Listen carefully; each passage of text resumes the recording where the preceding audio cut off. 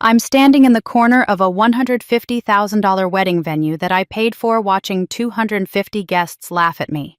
My sister Ashley just called me the fat old pig the family is forced to tolerate from the stage. The video is already going viral. My hands are shaking, but I keep my spine straight, my face neutral. Because they have no idea who I really am. See, my family has spent 36 years treating me like I'm worthless. They never asked about my career, never wondered where the money came from when I loaned them over $100,000. They just assumed I was nobody. But here's what they don't know.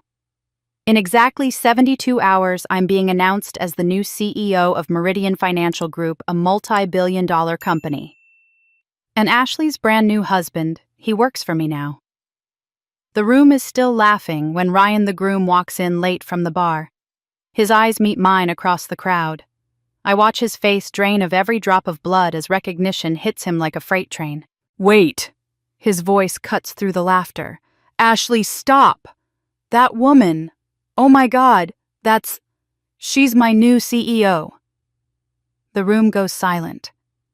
What happened next destroyed my sister's perfect life, exposed decades of family lies, and forced me to choose between the revenge I'd earned and the person I wanted to become. This is the story of how a public humiliation became a reckoning 36 years in the making. And trust me, you won't believe where this goes. Because it turns out the best revenge isn't what you think it is. My name is Emma Grant. I'm 36 years old, and for the past 14 years, I've built a career in corporate finance that I'm genuinely proud of, even if my family has no idea what that actually means. I live in a quiet neighborhood in Denver, in a condo I bought myself with a view of the mountains that makes me feel like I've at least gotten something right in my life. 3 weeks before everything changed, I was sitting at my kitchen table on a Tuesday evening sorting through mail the way I always did. Bills in one pile, junk in another, personal correspondence in a third pile that was almost always empty. That's when I saw the ivory envelope with the careful calligraphy addressing me as Ms. Emma Grant. My sister Ashley's wedding invitation. I held it for a moment before opening it, feeling that old familiar flutter of hope that I'd learned to distrust over the years. Maybe this time would be different. Maybe Ashley had grown up. Maybe at 30 years old she'd finally see me as something other than the disappointment of the family. I slid my finger under the seal and pulled out the elegant cardstock reading the formal announcement of her marriage to Ryan Castellano. The wedding would be in Denver, thankfully, so at least I wouldn't have to travel. October 23rd. Black tie optional. Reception to follow. Then I saw the note written in Ashley's distinctive looping handwriting on her monogrammed stationery. "Dear Emma, so glad you can make it. Just a heads up, we're doing a guests pay their own plate thing for extended family, so expect an invoice. Thanks. Extended family." The words hit me like a slap. I'm her only sister, her only sibling, and I'd been categorized with distant cousins and barely remembered relatives as someone who needed to pay for the privilege of attending her wedding.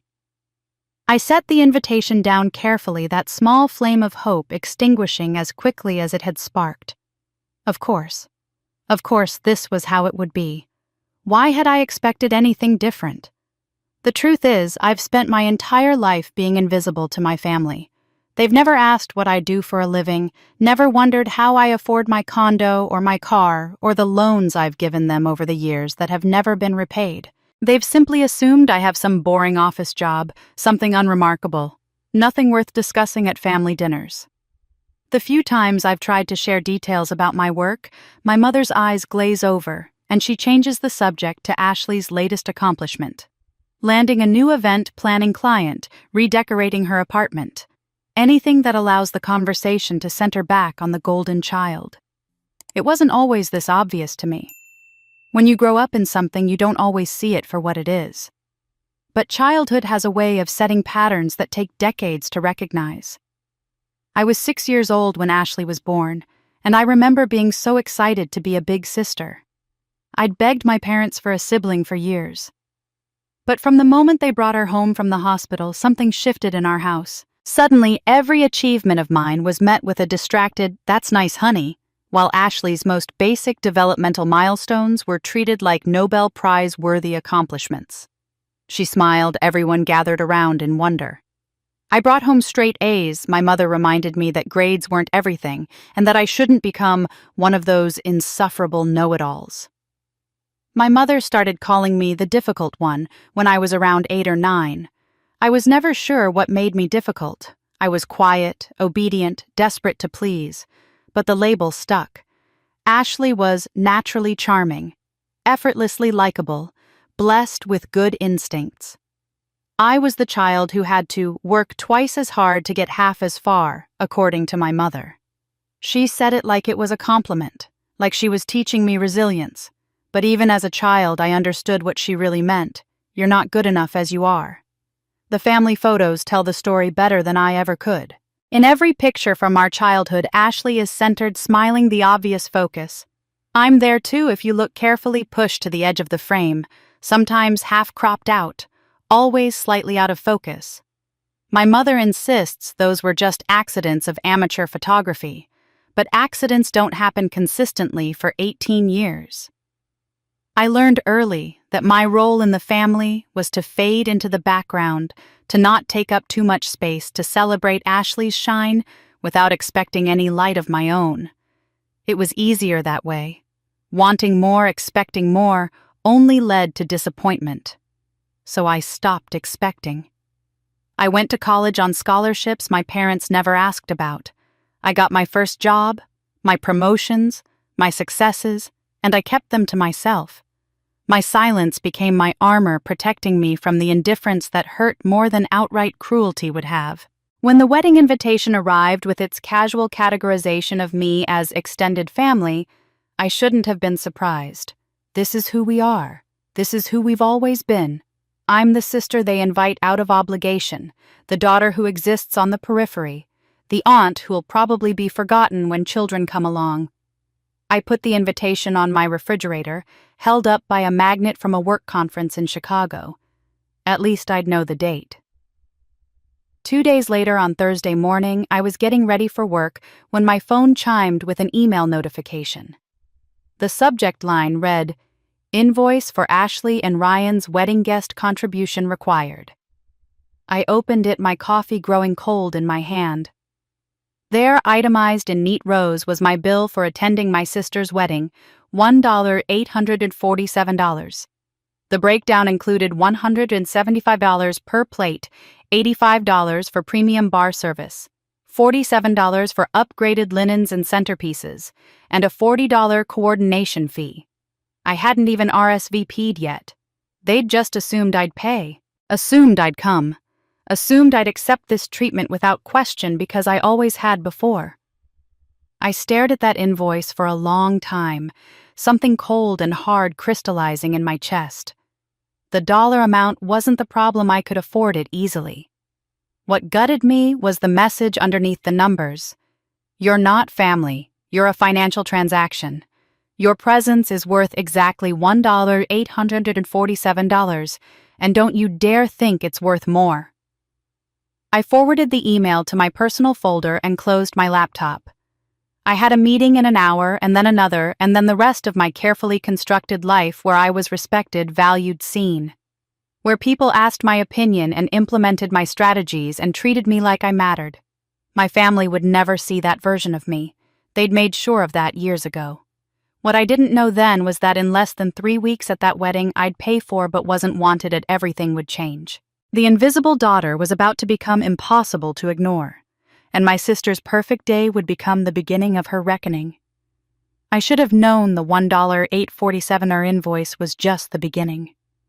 The first call came 3 days later on a Sunday morning while I was having coffee and trying to enjoy the rare luxury of a completely unscheduled day.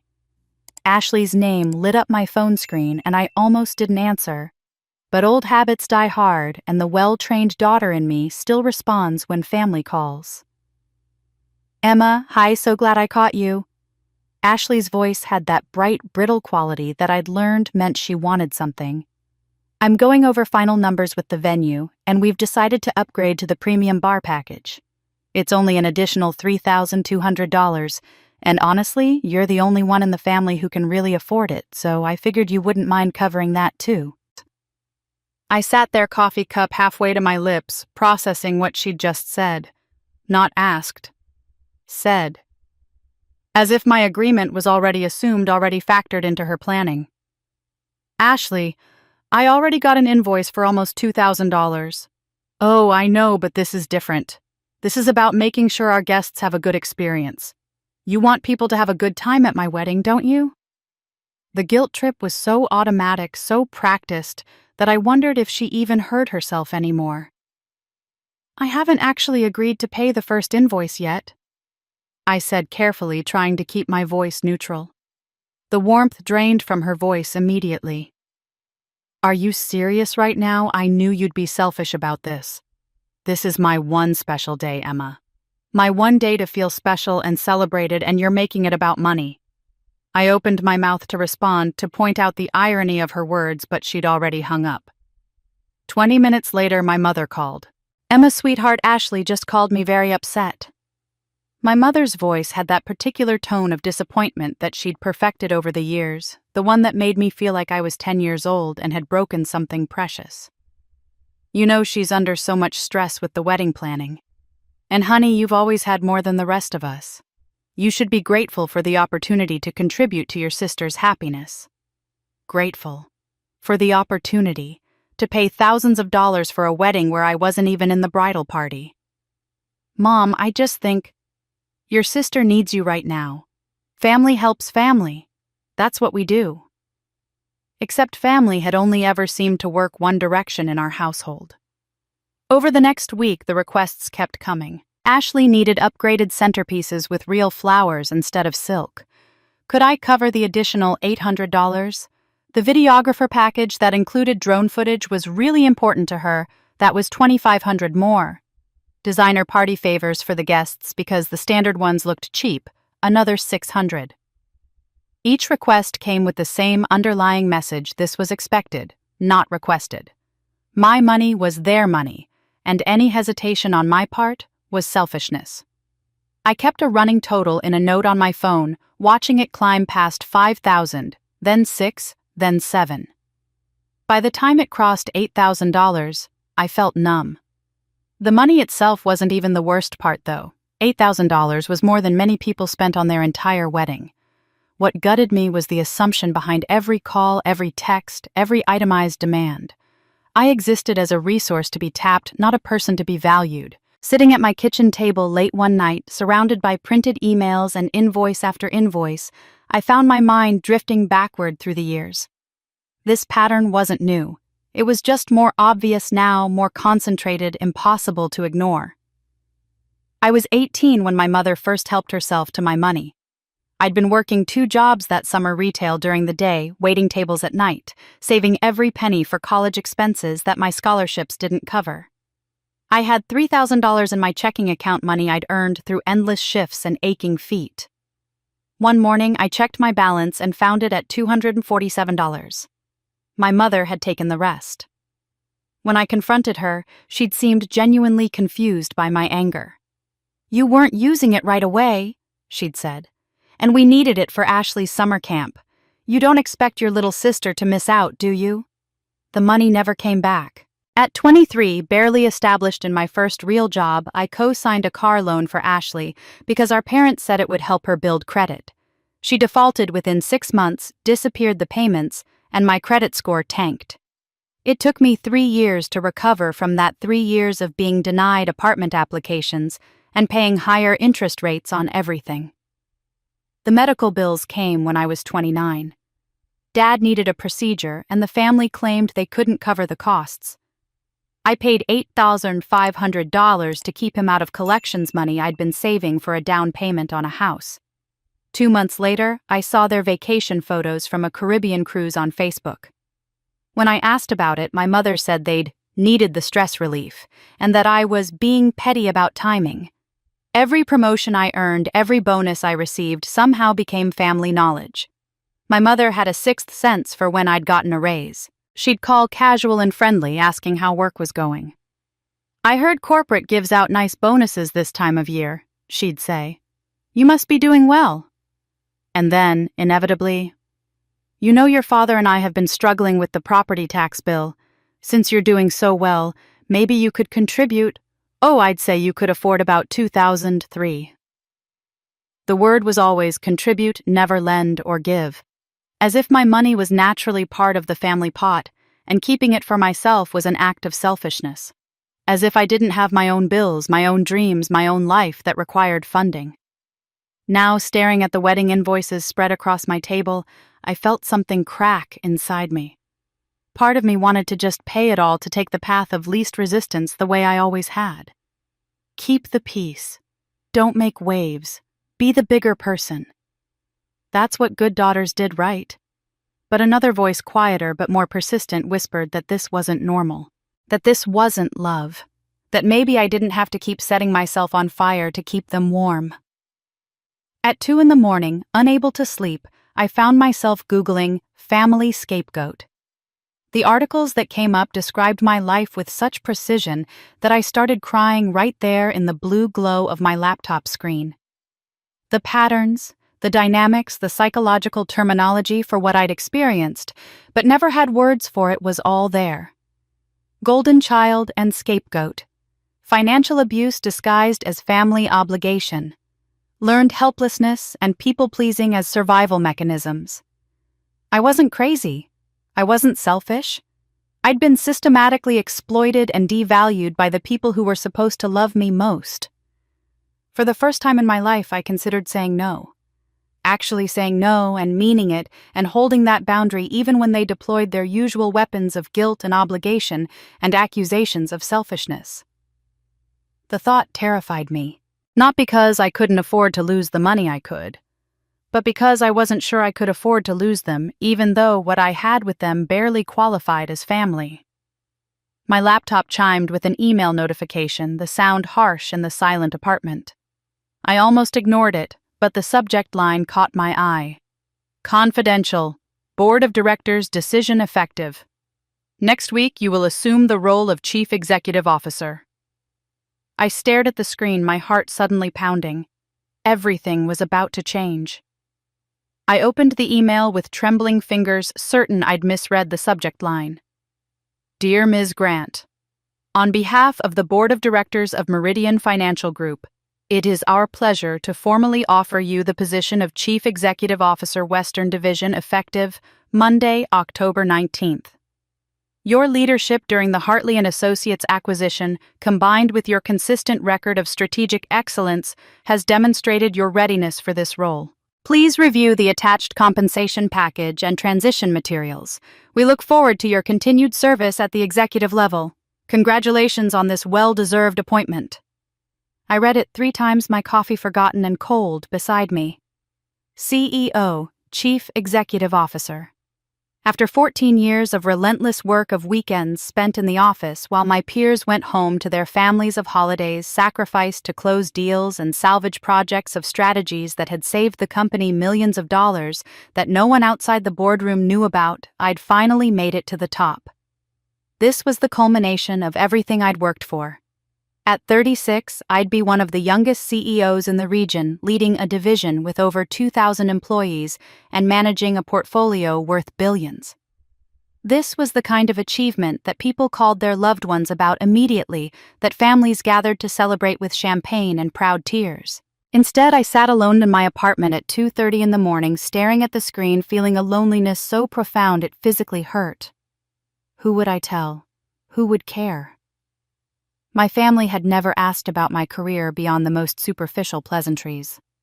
Still at that office job, my mother would say, the disinterest evident in her tone. The few times I'd tried to explain what I actually did, her eyes glazed over and she'd change the subject to something about Ashley. The one time I'd mentioned a significant promotion, Ashley had laughed and said my work sounded like boring corporate stuff compared to her event planning career, which apparently involved real creativity and people skills. My mother had made her priorities clear years ago. Marriage and children are what really matter for a woman, she'd said during a holiday dinner when I was 32. Career is fine, Emma, but don't let it make you hard.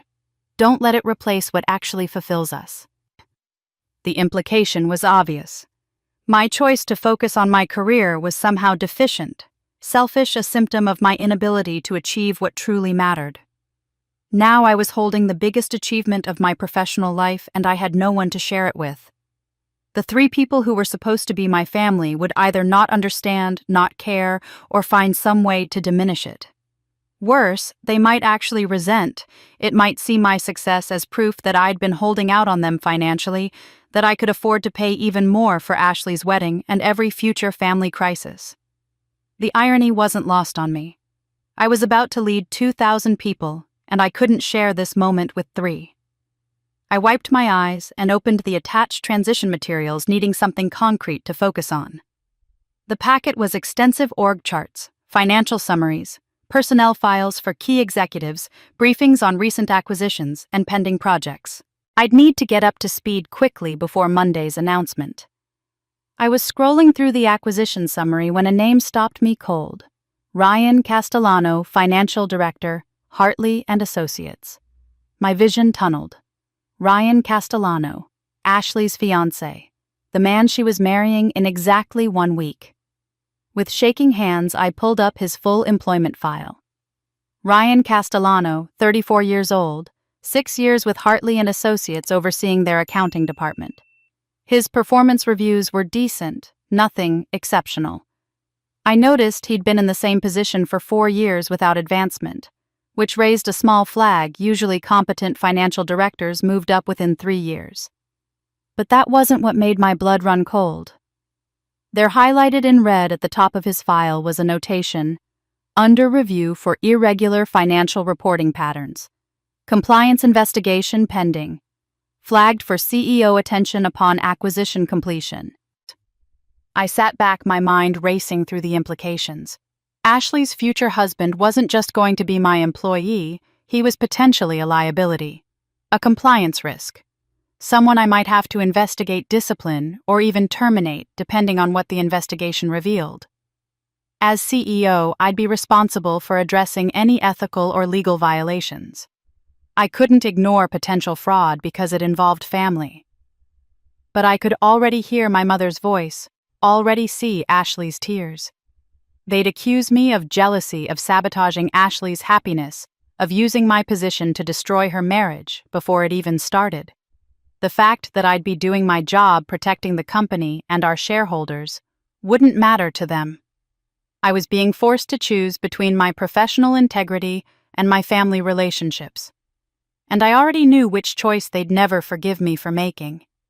I needed to understand the scope of the situation. I opened Ryan's file more thoroughly, cross-referencing his emergency contacts as part of the standard acquisition integration protocol. The system showed his contact information, but I noticed a note about needing to update records from legacy databases when we'd acquired smaller firms over the years. On impulse, I searched for my mother's name in the legacy database. I knew she'd worked briefly for a small financial services firm decades ago before Ashley was born. The system pulled up scanned images of old employment records, the handwriting barely legible, the paper yellowed with age. I almost closed the file, but something made me zoom in on the emergency contact section. The form was handwritten in my mother's neat script, Emma Grant, daughter biological, and below it, Ashley Warner, niece adopted. I stopped breathing. Ashley was adopted. Ashley Warner was my mother's maiden name. Warner had been my grandmother's name, my aunt's name. The aunt who died when I was 5 or 6. The one no one ever talked about, the loss that hung over our house like a shadow that I'd been too young to understand. Ashley was my aunt's daughter. My cousin, not my sister. Adopted after her biological mother died. All these years. All the favoritism, all the cruel comparisons, all the times I was told I wasn't good enough while Ashley was celebrated for breathing and she wasn't even my mother's biological child. The pieces rearranged themselves in my mind with devastating clarity. My mother's guilt about not being able to love an adopted child the way she loved her biological daughter. The overcompensation, the excessive praise for Ashley, the need to prove to herself and everyone else that she could be a good adoptive mother. And to justify that special treatment to make it seem fair and reasonable, she'd needed a scapegoat. Someone who deserved less, so Ashley could deserve more. That someone was me. My mother had sacrificed her biological daughter's emotional well-being to assuage her guilt about her inability to love her adopted daughter naturally. I was still sitting in stunned silence trying to process this revelation when my laptop chimed with another email notification. This one was marked priority, the subject line in bold red, confidential, Ryan Castellano. Preliminary investigation reveals potential fraud. Your immediate attention required. My hand hovered over the mouse. Everything was about to get so much more complicated. I clicked on the email about Ryan's fraud investigation, but the words swam on the screen. I couldn't focus. The revelation about Ashley's adoption had short-circuited my ability to process anything else, even potential corporate fraud. I closed my laptop and pulled out the cardboard box I kept under my bed, the one filled with old family photos and documents I'd rescued from my parents' house over the years. I dumped the contents onto my bed and started searching. Birth certificates, school photos, report cards from my childhood that my parents had apparently thrown out, but I'd saved. And there near the bottom I found a newspaper clipping yellowed with age. My hands shook as I unfolded it. Diane Marie Warner, 32, of Denver, Colorado, died tragically in a motor vehicle accident on March 15, 1994. She is survived by her 6-month-old daughter, Ashley Marie Warner, her sister, Patricia Grant, her parents, Robert and Louise Warner, and numerous extended family members. Patricia Grant will assume guardianship of Ashley. Services will be held at Riverside Chapel on March 20th. I did the math in my head. March 1994. I was 5 years old. Ashley would have been 6 months. I stared at that obituary for a long time, trying to force my 5-year-old memories to the surface. I remembered my mother being sad. I remembered hushed adult conversations that stopped when I entered rooms. I remembered visiting someone in a hospital, but the memory was fragmented, dreamlike. I remembered being told we were getting a baby sister, but I had no memory of where she came from, no memory of the grief or trauma or massive family upheaval that should have accompanied such an event. One day, Ashley simply existed. My parents sat me down and told me I needed to be a good big sister, and suddenly there was a baby in our house. I was expected to immediately love her, help care for her, make space for her. No one explained that my aunt had died. No one helped me process that my family was in mourning, that this baby was a symbol of tragedy as much as new life. They just expected a 5-year-old to adapt without question. For the rest of the night, I searched online databases, pulling up archived obituaries, old news articles, anything that could fill in the gaps. The car accident had been caused by a drunk driver who'd run a red light. Diane had died at the scene. The articles mentioned she was a single mother, no father listed for Ashley. My mother, Patricia, had been named guardian in Diane's will. As the sky began to lighten outside my window, I finally understood. I hadn't done anything wrong. I'd spent 36 years believing I was fundamentally flawed, innately difficult, naturally unlovable. But the favoritism had never been about me at all. I called in sick to work for the first time in 3 years. I couldn't function. I spent the morning in my bathrobe researching adoption dynamics, guilt-driven parenting, scapegoat psychology. The articles I found described my life with surgical precision. A parent who adopts out of obligation rather than desire often struggles to feel the natural maternal bond they expected. When that bond doesn't materialize automatically, they feel guilty. They know they're supposed to love this child, know the child deserves love, but the feeling doesn't match the obligation. So they overcompensate. Excessive praise, fewer boundaries, preferential treatment. Anything to prove to themselves and the world that they're a good adoptive parent. But here's the insidious part: to justify that preferential treatment, to make it seem reasonable and fair, they need a scapegoat. They need another child who deserves less. So the favored child's special treatment doesn't look like favoritism. It looks like appropriate response to different levels of worthiness.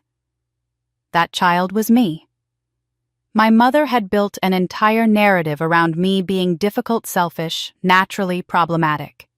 She'd set impossible standards and then criticized me for failing to meet them. She'd dismissed my achievements and magnified my smallest mistakes. Not because I was actually those things, but because she needed me to be those things. She needed a villain to justify her inability to love both daughters equally. I'd been made unlovable so she could rationalize her own emotional limitations. The injustice of it hit me so hard I had to run to the bathroom. I knelt on the cold tile floor, dry, heaving my body, trying to expel a poison that had been inside me for 36 years. I'd spent my entire childhood, my adolescence, my adult life believing there was something fundamentally wrong with me. I'd shaped my entire personality around being small, undemanding, apologetic for existing. I'd sabotaged relationships because I didn't believe I deserved love. I'd given away thousands of dollars trying to earn approval I could never actually receive because the problem was never me. The problem was my mother's guilt, and her solution was to sacrifice me to it. I stayed on that bathroom floor for a long time, crying in a way I hadn't since I was a child. Not just for what had been done to me, but for the years I'd lost believing I deserved it. By afternoon, when I'd cried myself empty, a strange clarity settled over me. My first instinct was to confront my mother immediately, to demand answers, to force her to face what she'd done. To tell Ashley the truth about her adoption, about our mother's favoritism, about the 31 years of lies we'd all been living. But something stopped me. If I revealed what I knew now 6 days before the wedding, it would detonate everything. Ashley had no idea she was adopted. That much was clear from how thoroughly the secret had been buried. Learning the truth would shatter her sense of identity, and she'd do what Ashley always did: blame someone else. Blame me. The wedding would implode, the family would fracture, and somehow, inevitably, I'd be the villain again. I'd be the one who ruined everything. And honestly, I wasn't ready to give up this knowledge yet. For the first time in my life, I held real power over my family. I knew the truth about Ashley's parentage. I knew I was about to become Ryan's boss. I knew about the fraud investigation. I knew everything, and they knew nothing. They were going to treat me like dirt at this wedding. They were going to expect me to pay for their expensive celebration while they excluded and diminished me. And they'd have no idea that I could destroy their illusions with a single sentence. There was something darkly satisfying about that. About being underestimated. About watching them perform their usual dynamics while holding all the cards they didn't know existed. I would go to the wedding. I would watch. I would wait. And when the time was right, when circumstances forced the truth into the light, I wouldn't have to be the one to detonate it. Sometimes the best revenge is just letting people face the natural consequences of their own behavior. I was getting ready for bed when my phone buzzed with a text from an unknown number. I almost deleted it without reading, but something made me look. "Don't come to the wedding. You'll embarrass the family. This is your only warning." I stared at the message for a long moment, then set my phone down carefully on the nightstand. Too late for warnings. I was already coming. And someone was going to be embarrassed. It just wasn't going to be me. Saturday arrived with perfect October weather. Crisp air, golden sunlight, the kind of day that made you believe in fresh starts.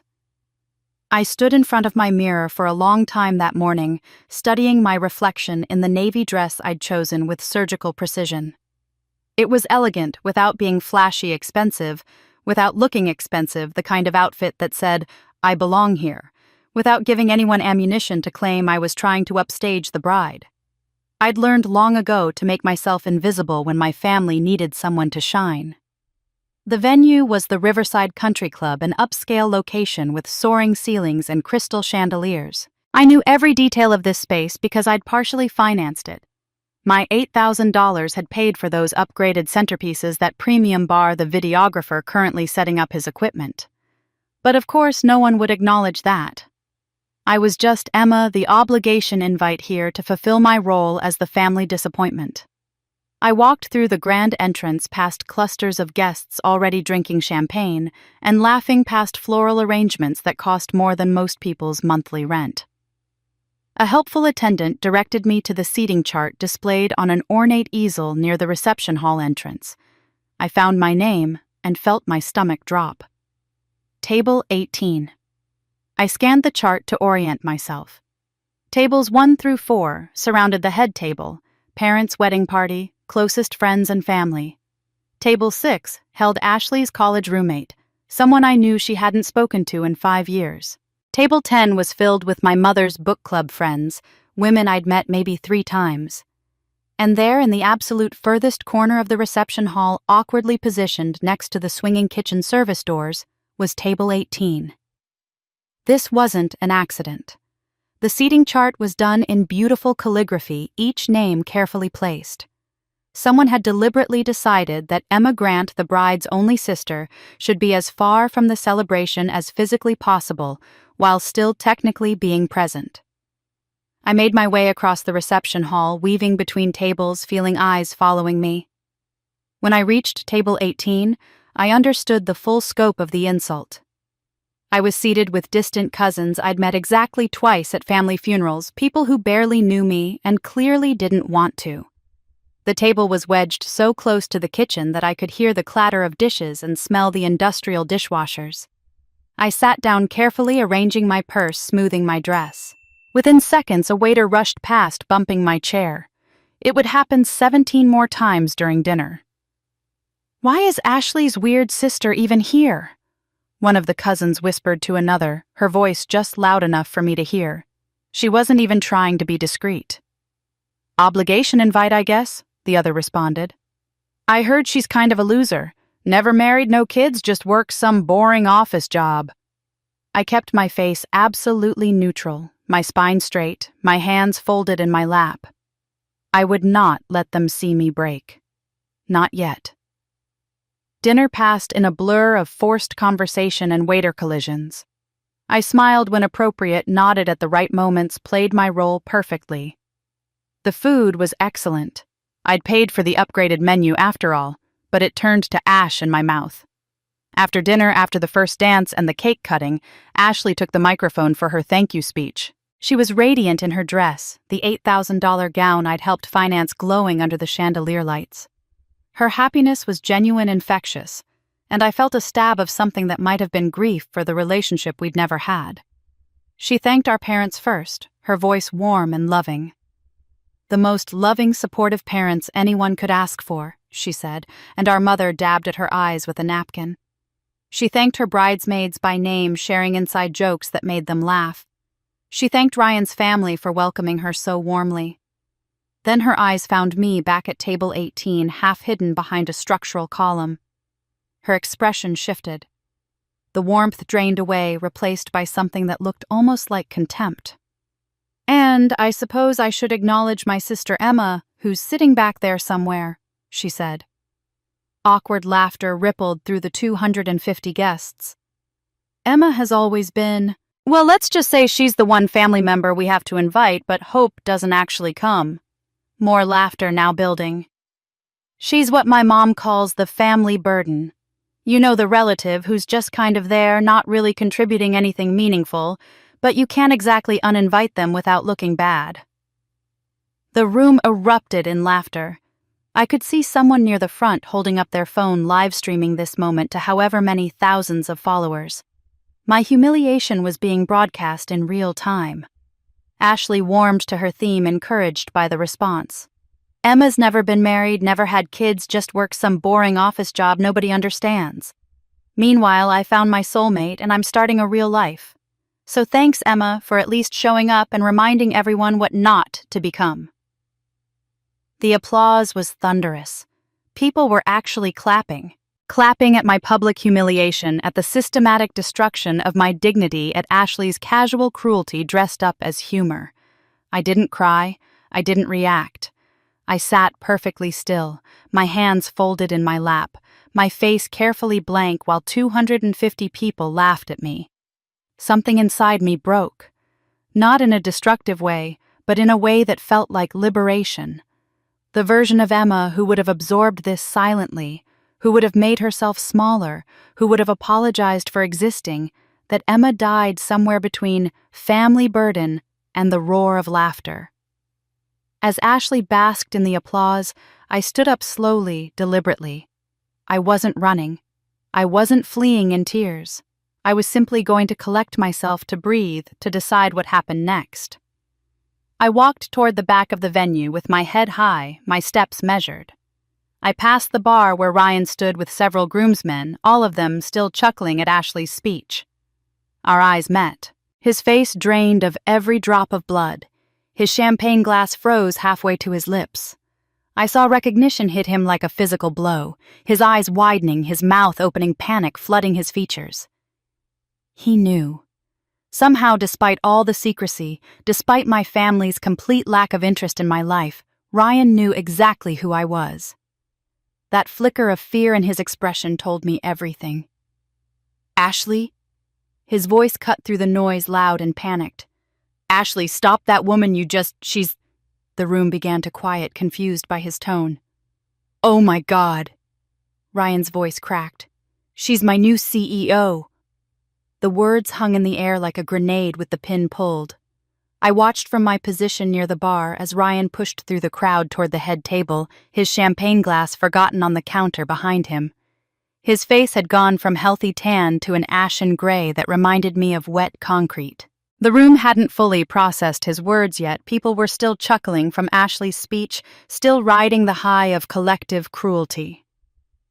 Ashley stood at the microphone, her smile frozen in place, confusion flickering across her features. Ryan reached her and grabbed her arm, pulling her close. The microphone, still live, picked up fragments of his urgent whisper. "She's not... Oh God, the acquisition. She's the CEO." Ashley yanked her arm away, irritation replacing confusion.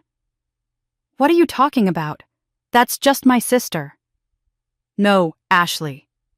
Ryan's voice rose, panic overriding his attempt at discretion.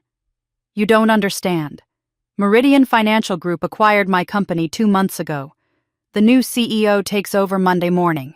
I got the email last week with her photo, her credentials, everything. It's her. Emma Grant. Your sister is Emma Grant." The name clearly meant nothing to Ashley. Her face showed only annoyance at having her moment interrupted. But around the room I saw heads turning, saw recognition spark in certain faces. The business professionals, the corporate executives, the people who followed finance news, they knew the name. A groomsman near Ryan muttered, "Wait, the Emma Grant from the Meridian acquisition." Ryan nodded, looking like he might be sick. Ashley's expression began to shift as the reality penetrated.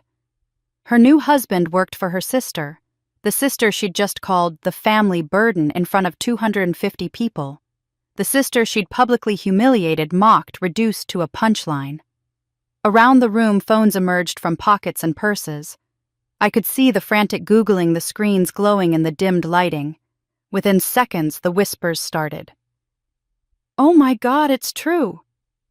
There's an article from Forbes. She was just named CEO of the Western Division. That's a billion-dollar company." Someone found my photo from a recent industry conference.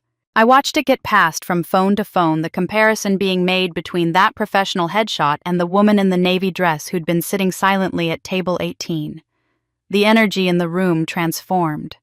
It was like watching a wave roll backward, the laughter and joy sucking out through some invisible drain. The faces that had been alight with schadenfreude moments ago now reflected varying degrees of horror, panic, and profound embarrassment. The woman who'd been live streaming lunged for her phone, her fingers flying across the screen as she tried to delete the video. But I could see from her increasingly frantic movements that it was too late. The internet doesn't forget. The video was already out there, already being shared, already becoming permanent. At the head table, my mother stood abruptly, her napkin falling to the floor. Her face cycled through confusion, disbelief, and dawning panic as she stared at me. My father had gone completely still, his hands frozen on the table, staring at me as if seeing a stranger wearing his daughter's face. At table 18, the cousins who'd called me a loser were whispering frantically, their faces flushed with shame. Around the room, I could see the calculations happening in real time. They were all thinking about their own careers, their own companies, their own connections to Meridian Financial Group. That woman they'd just laughed at, the one they'd collectively dismissed and humiliated, controlled significant influence in regional finance. The power dynamic had shifted so completely that even the air felt different. Thinner, harder to breathe. I'd been in the restroom hallway watching this unfold through the open doors. Now I made my decision. I walked back into the reception hall with measured steps, my head high, my expression carefully neutral. The crowd parted for me like I was radioactive. No one spoke. No one looked directly at me. They created a corridor of space as I walked back toward table 18. I didn't acknowledge the stares. I didn't smile in triumph or gloat or show any emotion whatsoever. I simply walked to my seat at the worst table in the house, sat down with perfect posture, and took a sip of water from the glass the waitstaff had refilled while I was gone. The silence was absolute. 250 people holding their collective breath. I set down my water glass, the small sound echoing in the quiet. Then I spoke, my voice carrying across the room despite not being amplified. I kept my tone professional, neutral, the voice I used in boardrooms when delivering news that would change lives. Ryan, I'll see you Monday morning at 9 a.m. for your scheduled review meeting. I believe we have several compliance issues to discuss. That was all. No threats, no anger, no emotion. Just a simple professional statement about a scheduled meeting. Somehow that made it more devastating.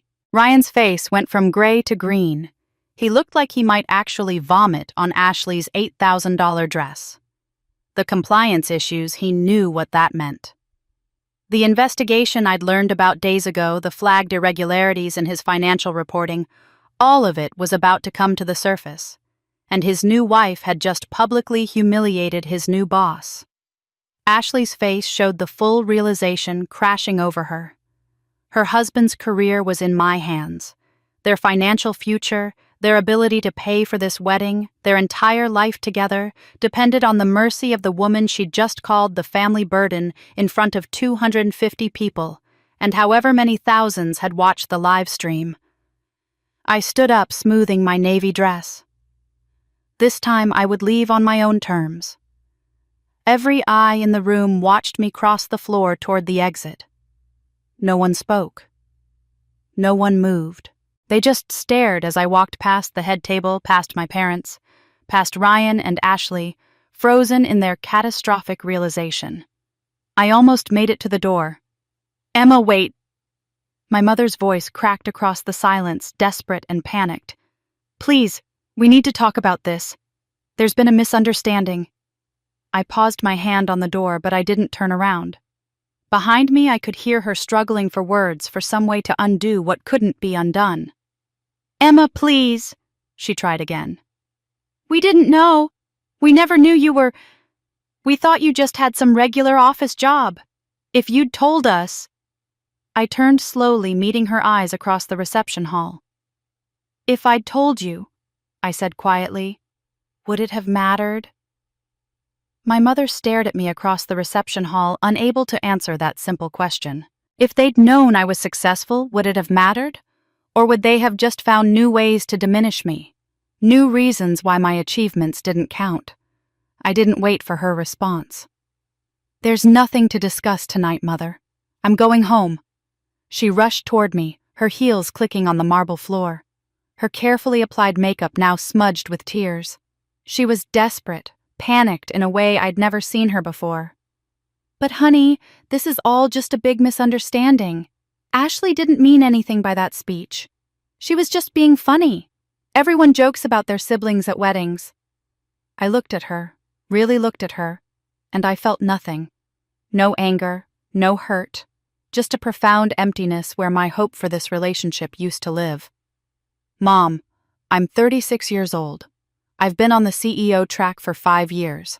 I've been making 6 figures for 8 years. I've paid off over $100,000 in loans to this family that were never repaid." My voice was steady calm, which seemed to unnerve her more than shouting would have. "And not once, not one single time has anyone asked me about my life, my work, my achievements? You never wondered where that money came from. She opened her mouth to respond, probably to make some excuse about not wanting to pry or assuming I'd volunteer information if I wanted to share it. I raised my hand, cutting her off. I'm not going to discuss this at Ashley's wedding. Ryan can keep his job if he's competent and ethical. I would never abuse my position to punish family members. That would make me just like you. Her face crumpled at that, but I continued. But I'm done being your scapegoat. I'm done being the punchline.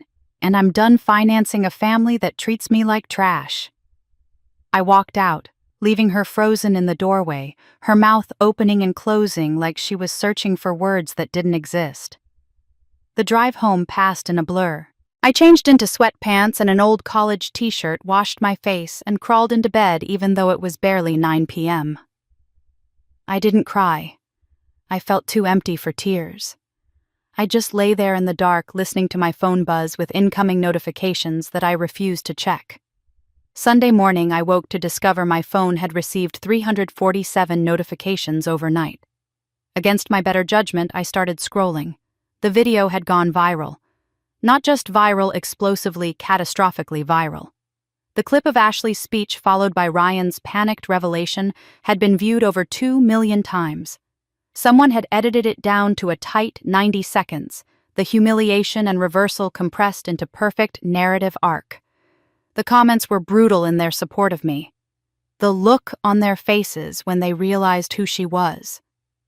Imagine publicly humiliating the person who literally controls your husband's career. This is why you should never assume someone is just anything.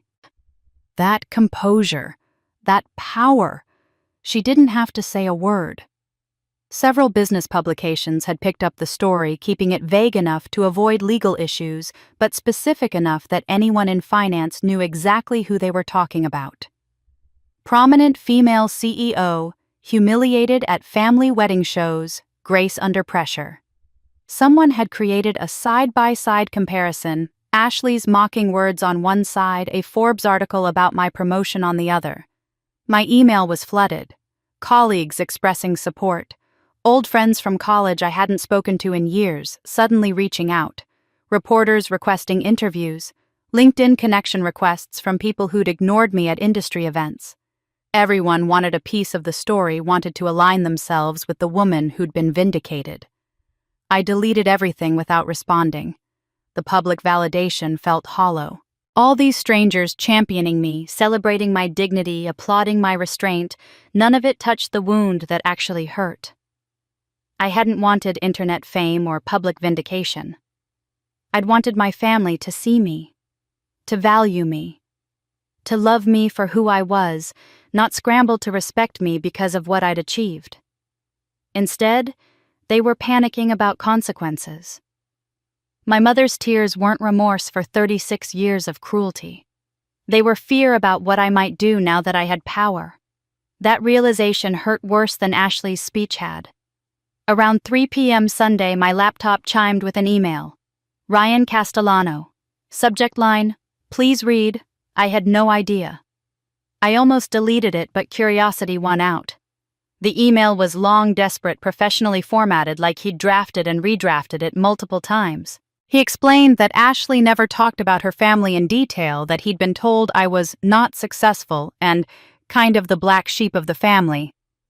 That he never even knew my last name because Ashley only ever referred to me as my sister, and always with a dismissive tone.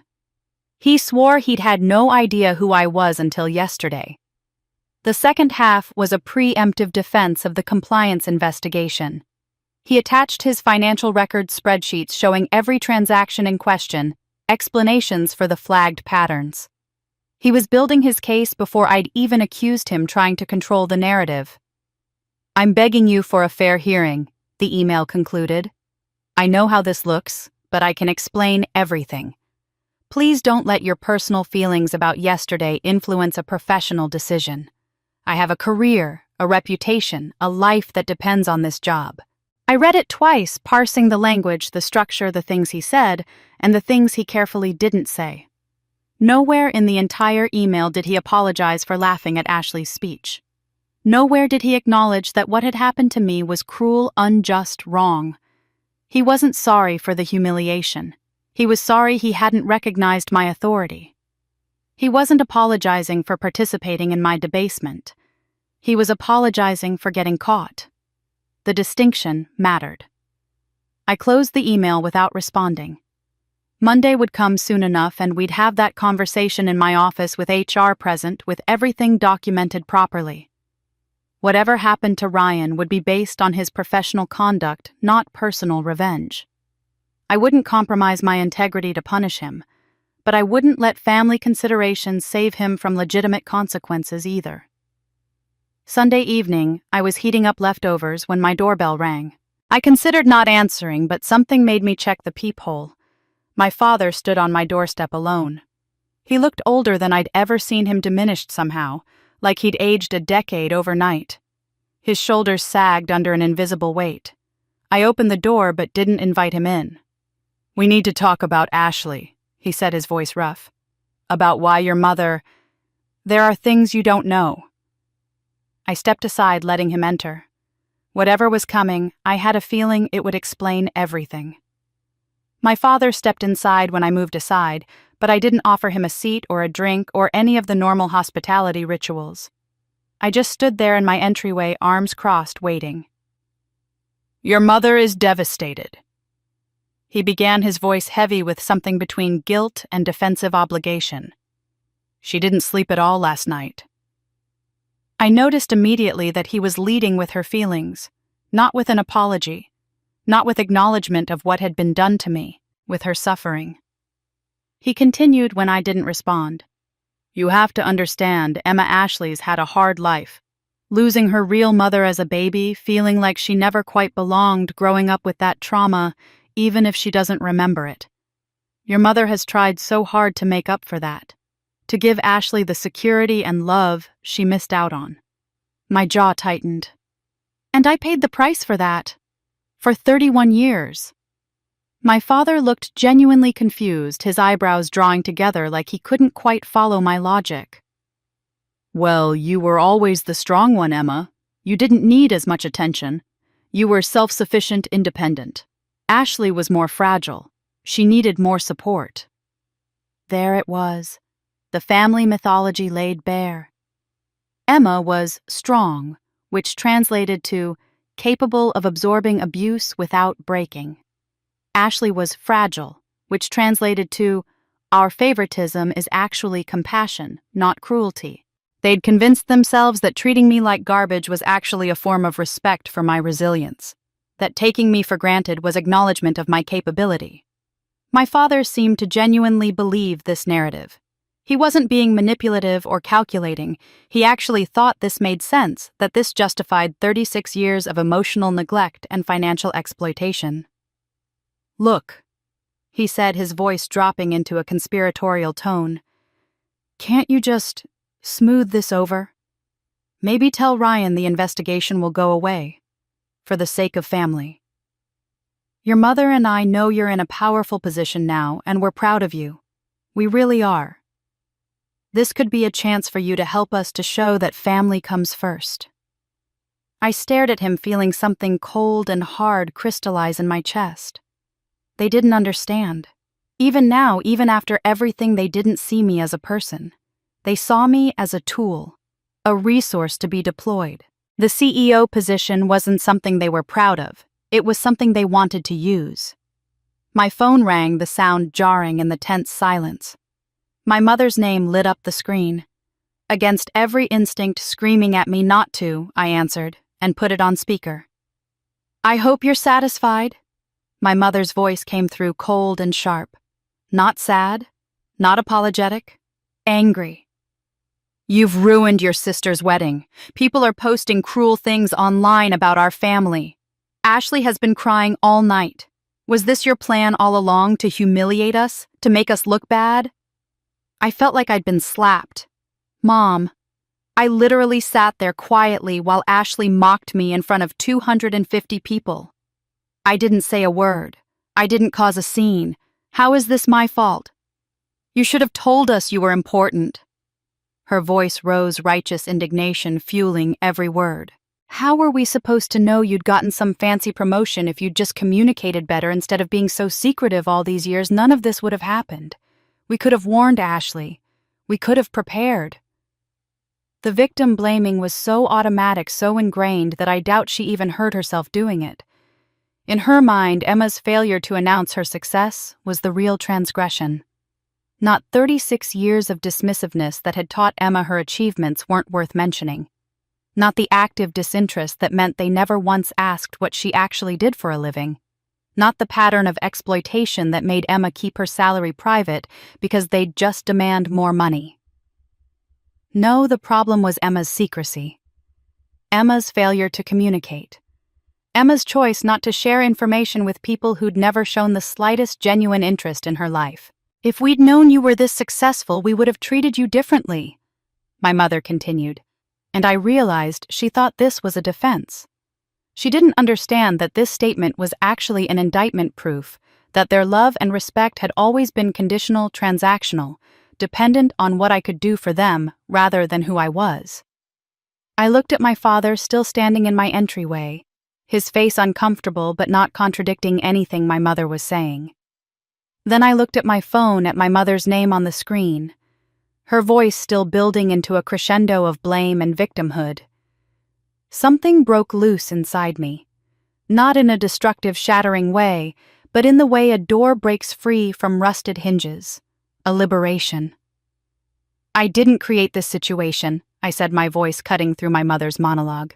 Ashley did. You and Dad did. You created this by treating me like I was worthless for 36 years. Emma, that's not fair, my father started. I'm not fixing it. I continued, speaking over him. I'm not smoothing anything over. Ryan will get a fair professional review on Monday, nothing more and nothing less. Whatever happens will be based on his actual job performance and the compliance investigation, not on family politics.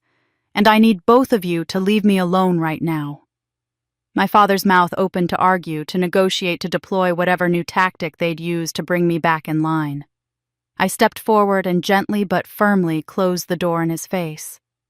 Through the wood, I could hear my mother still talking on the phone, her voice escalating into territory I'd heard 1,000 times before. The guilt trips, the accusations, the reframing of reality where she was the victim and I was the ungrateful, selfish daughter. I hung up. My hands were shaking. My heart was pounding. But underneath the adrenaline and fear, I felt something I hadn't felt in 36 years: light. Unburdened. Like I'd been carrying a weight so long I'd forgotten what it felt like to stand up straight, and suddenly it was gone. For the first time in my life, I'd chosen myself over family peace. I'd set a boundary and held it. I'd refused to fix their mess, refused to absorb their guilt, refused to sacrifice my integrity to maintain their comfort. It was terrifying. And it was exhilarating. I stood in my entryway for a long time, listening to my phone buzz with increasingly frantic texts I didn't read, feeling the foundation of my entire life shifting under my feet. Monday morning came too quickly. I dressed in my best suit armor for the day ahead and drove to Meridian headquarters. My new office was on the executive floor, corner windows with a view of the mountains, the kind of space that announced power and permanence. But when I stepped off the elevator, my assistant looked up with wide, worried eyes. "Ms. Grant, there are 2 people waiting for you. They insisted it was urgent family business. I told them you weren't taking personal meetings today, but they refused to leave." My stomach dropped.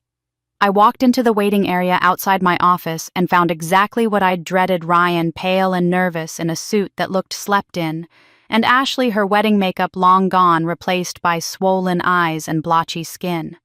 And in Ashley's hands, clutched like a weapon or a shield, were papers I recognized even from across the room. The adoption records. I stood there for a moment, taking in the scene. Ryan in his rumpled suit, looking like he'd been awake all night. Ashley with those papers clutched in her hands, her eyes red and desperate. And beyond them, the door to my new office, the corner suite I'd earned through 14 years of work that my family had never bothered to ask about. "Ashley," I said, my voice level and professional, You're not authorized to be here. This is a private personnel matter involving employee confidentiality. You need to leave." "I'm his wife," Ashley protested, her voice shrill. "I have a right to be here for this, and we need to talk about—" She waved the adoption papers about what you found. "About Mom and—" "You have no legal right to be present for your husband's employment review," I interrupted. "And whatever personal family issues you want to discuss will have to wait. I'm working." I nodded to my assistant. "Please escort Mrs. Castellano to the lobby." Ashley looked like she wanted to argue, but something in my expression stopped her. My assistant, a competent woman named Margaret, who'd been with the company for 20 years, gently but firmly guided Ashley toward the elevator. Ashley shot me one last desperate look over her shoulder, those adoption papers still clutched in her hand like evidence in a trial. I turned to Ryan. "Conference room B. 5 minutes." The conference room had floor-to-ceiling windows overlooking downtown Denver, a long mahogany table that could seat 20, and an atmosphere that made difficult conversations feel appropriately serious. When I entered, Ryan was already seated on one side, flanked by the attorney he'd apparently retained over the weekend.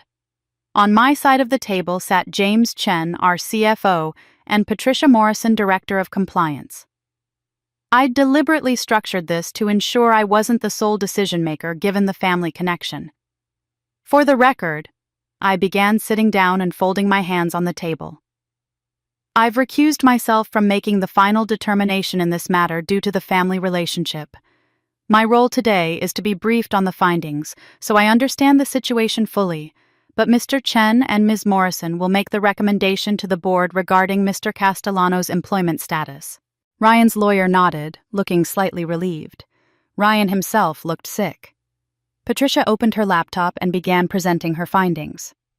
Over the past 3 years, Mr. Castellano has signed off on 14 questionable transactions, totaling approximately $64,000. These include invoices for event planning services that cannot be fully verified, vendor payments to companies with unclear ownership structures, and budget overruns that were never properly documented or explained.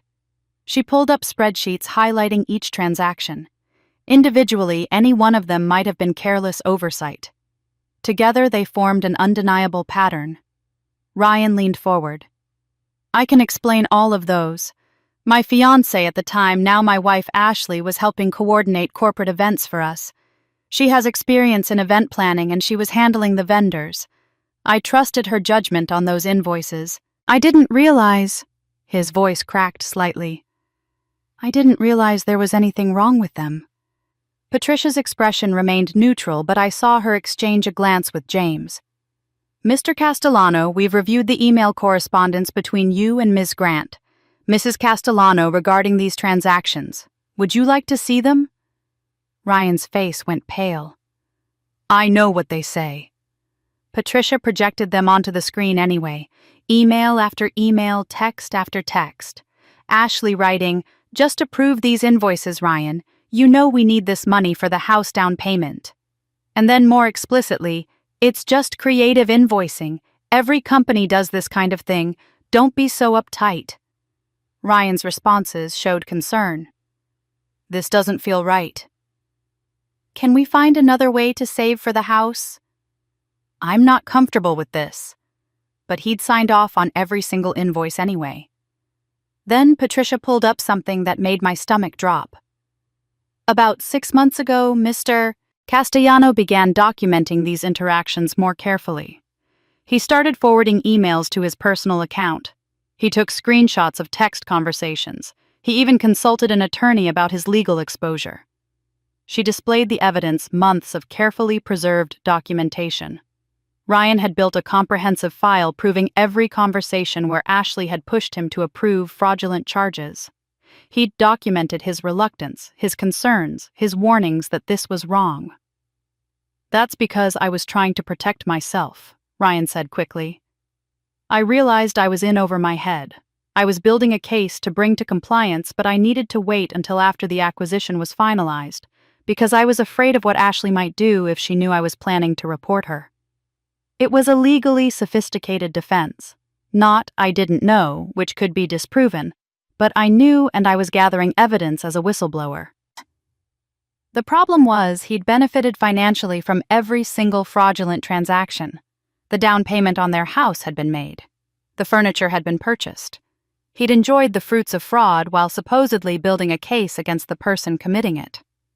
"We'll need to review this further," James said carefully. "Mr. Castellano, you're suspended with pay pending the completion of this investigation. We'll make a final determination within 2 weeks."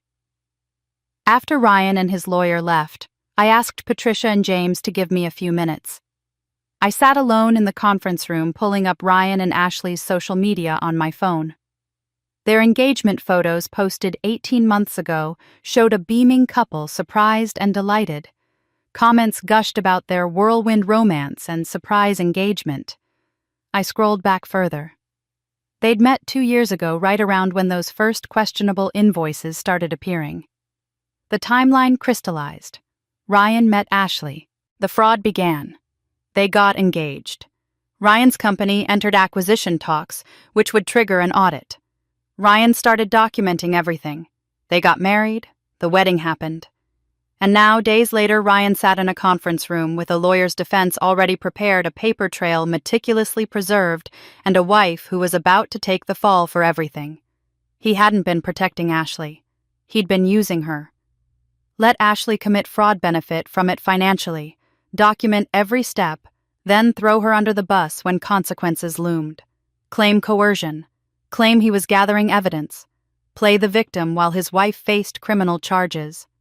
Ashley, who'd spent her whole life being told she was special and protected, had walked straight into a trap set by someone who saw her coming from a mile away. I stood up, straightening my suit jacket. I'd made a decision. I walked back to the lobby where Ashley still waited, those adoption papers crumpled now from her grip.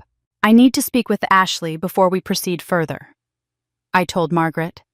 "She has information relevant to this investigation that she doesn't know is relevant." Ashley looked up, hope and fear warring on her face. "Come with me," I said. "We need to talk about your husband." I led Ashley to a small conference room down the hall, one without windows where we wouldn't be observed. She followed silently, those adoption papers still gripped in one hand, her other hand clutching her purse like a lifeline. As soon as I closed the door, she launched into attack mode. "I don't know what Ryan did, but if you fire him, I'll make sure everyone knows you did it out of spite. I'll tell everyone you're abusing your power because you're jealous of my marriage, jealous that I found happiness while you're still—" "Ashley, stop!" My voice was sharp enough to cut through her building hysteria. "I'm not here to threaten you or Ryan. I'm here to warn you. You're in serious legal danger." Her anger faltered, confusion replacing it. "What are you talking about?" I sat down across from her and took a breath. "For the past 3 years, you've been submitting fraudulent invoices to Ryan's company. Event planning services billed at 200 to 300% markup with the extra money kicked back to you personally. Ryan signed off on all of them." Ashley's face flushed red. "That's not fraud. That's how event planning works. Ryan documented everything."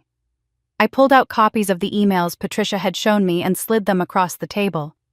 "Every conversation where you told him to approve fraudulent charges, every text where you pushed him to sign off on inflated invoices, every transaction that can be traced directly back to you." Ashley grabbed the papers, her hands shaking as she read. I watched her face cycle through emotions, confusion, disbelief, growing horror. "But he told me this was normal.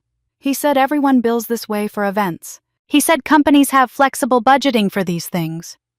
Her voice was getting smaller with each sentence. "Does this look like he thought it was normal?" I pointed to one email where Ashley had written, "Just approve these. You know we need this money for the house down payment. It's just creative invoicing, every company does this." And Ryan's response, "This doesn't feel right. Can we find another way?" Ashley's face went from red to white as the implications sank in. Her husband hadn't been a naive accomplice. He'd known it was wrong, expressed concern, and signed off anyway while documenting every step, building a case, gathering evidence, preparing to throw her under the bus the moment consequences appeared. "He's been planning this," she whispered. "For how long?" "At least 6 months. He started carefully preserving evidence around the time your engagement was announced. He consulted a lawyer. He forwarded emails to his personal account. He built a comprehensive case that makes you look like a calculating fraudster and himself like a reluctant victim gathering evidence to report you." Ashley's hands started shaking so badly the papers rustled. "He told me we needed that money, that we couldn't afford the house otherwise, that this was just how business worked and I shouldn't worry about it." She looked up at me, mascara running down her cheeks. "Why are you telling me this? You hate me. You should want me to go down for this." It was a fair question. I sat back in my chair studying my sister. This woman who'd spent 30 years treating me like an obligation, a burden, a punchline. By all rights, watching her face, the consequences of her own actions should feel satisfying. Karmic justice for the golden child who'd never been held accountable. But I didn't feel triumphant. I felt tired. "Because you're still my sister even if you've never treated me like one," I said quietly. "And because no matter what you've done to me, I don't want to see you destroyed by someone who planned to betray you from the start." The words surprised me as much as they surprised Ashley. But they were true. Somewhere in the past 3 days, I'd realized that my desire for justice didn't override my fundamental decency. I could hold Ashley accountable without becoming cruel. I could maintain boundaries without becoming vindictive. I wouldn't let Ashley be destroyed even if Ashley would have done exactly that to me, because I wasn't Ashley, and I didn't want to become her. "I don't understand," Ashley said, tears streaming freely now. "After everything I've done to you, after Saturday, after a lifetime of—" She couldn't finish the sentence.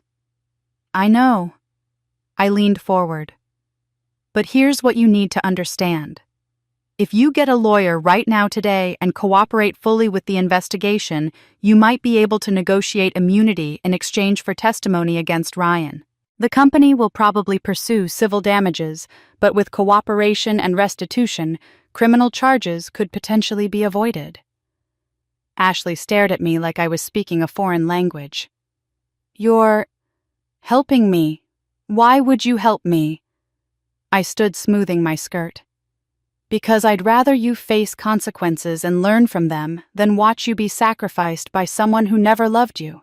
He just saw an opportunity." I walked toward the door, then paused with my hand on the handle. "You have 24 hours before Ryan's lawyer uses those documents to paint you as a master manipulator and himself as a victim. Your choice."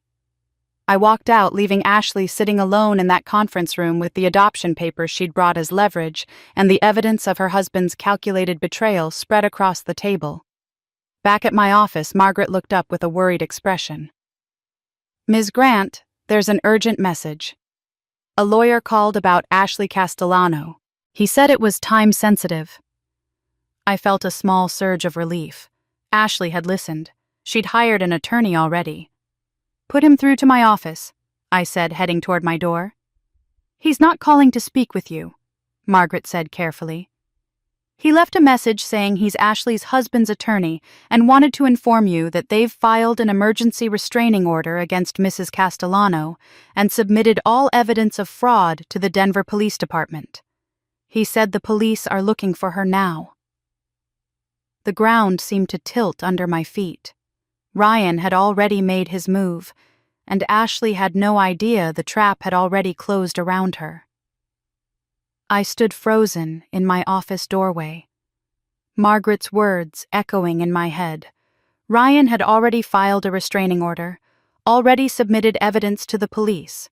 While I'd been trying to warn Ashley, giving her a chance to protect herself, Ryan had been 3 steps ahead, executing a plan he'd probably finalized weeks ago. "Get me a copy of that restraining order," I told Margaret. "And find Ashley. She's still in conference room C. Tell her not to leave the building until I come get her." Margaret nodded and hurried off. I went into my office and pulled up the legal filing that Ryan's attorney had sent to our legal department as a courtesy notification, since it involved one of our employees and his spouse. Reading it made me physically ill. The document was a masterpiece of calculated cruelty. Ryan's lawyer had painted Ashley as an emotionally abusive manipulator who'd coerced Ryan into committing fraud through threats, emotional blackmail, and financial control. The filing included text messages from Ashley, but they were stripped of all context. Just to prove these invoices looked damning without Ryan's preceding message about wanting to save money legitimately. "You know we need this for the house," became evidence of financial pressure rather than a conversation between engaged partners planning a future. There were emails where Ashley pushed for invoice approvals presented as evidence of her controlling nature, with Ryan's initial suggestions and agreements conveniently omitted. Affidavits from Ryan's friends claimed they'd witnessed Ashley controlling him, isolating him from loved ones, exhibiting concerning possessive behavior. But the most chilling part was a psychological evaluation.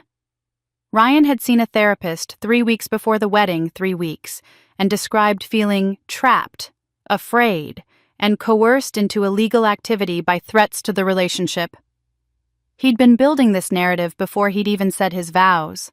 The cover letter to the district attorney positioned Ryan as a whistleblower who'd feared for his safety if he came forward earlier, who'd gathered evidence while trying to find the right time to report, who'd finally felt safe enough to expose the truth after the wedding. He was reframing his complicity as undercover cooperation. And at the bottom of the filing was an annulment petition. Ryan was seeking to void the marriage on grounds of fraud, claiming Ashley had deceived him about her true nature and financial integrity. The marriage had lasted 72 hours. The entire relationship had been a setup. I sat back in my chair, trying to process the level of calculation required to pull this off. Ryan had met Ashley, identified her vulnerabilities, slowly introduced the idea of creative invoicing, encouraged and benefited from the fraud while documenting everything proposed marriage as she became more entangled, and planned his exit strategy before walking down the aisle. It was sociopathic in its precision. By 10 p.m., I was still in my office trying to focus on actual work, while my mind spun through the implications of everything happening. My phone rang, Ashley's name appearing on the screen. "He's going to destroy me." Ashley's voice was barely recognizable through sobs and panic.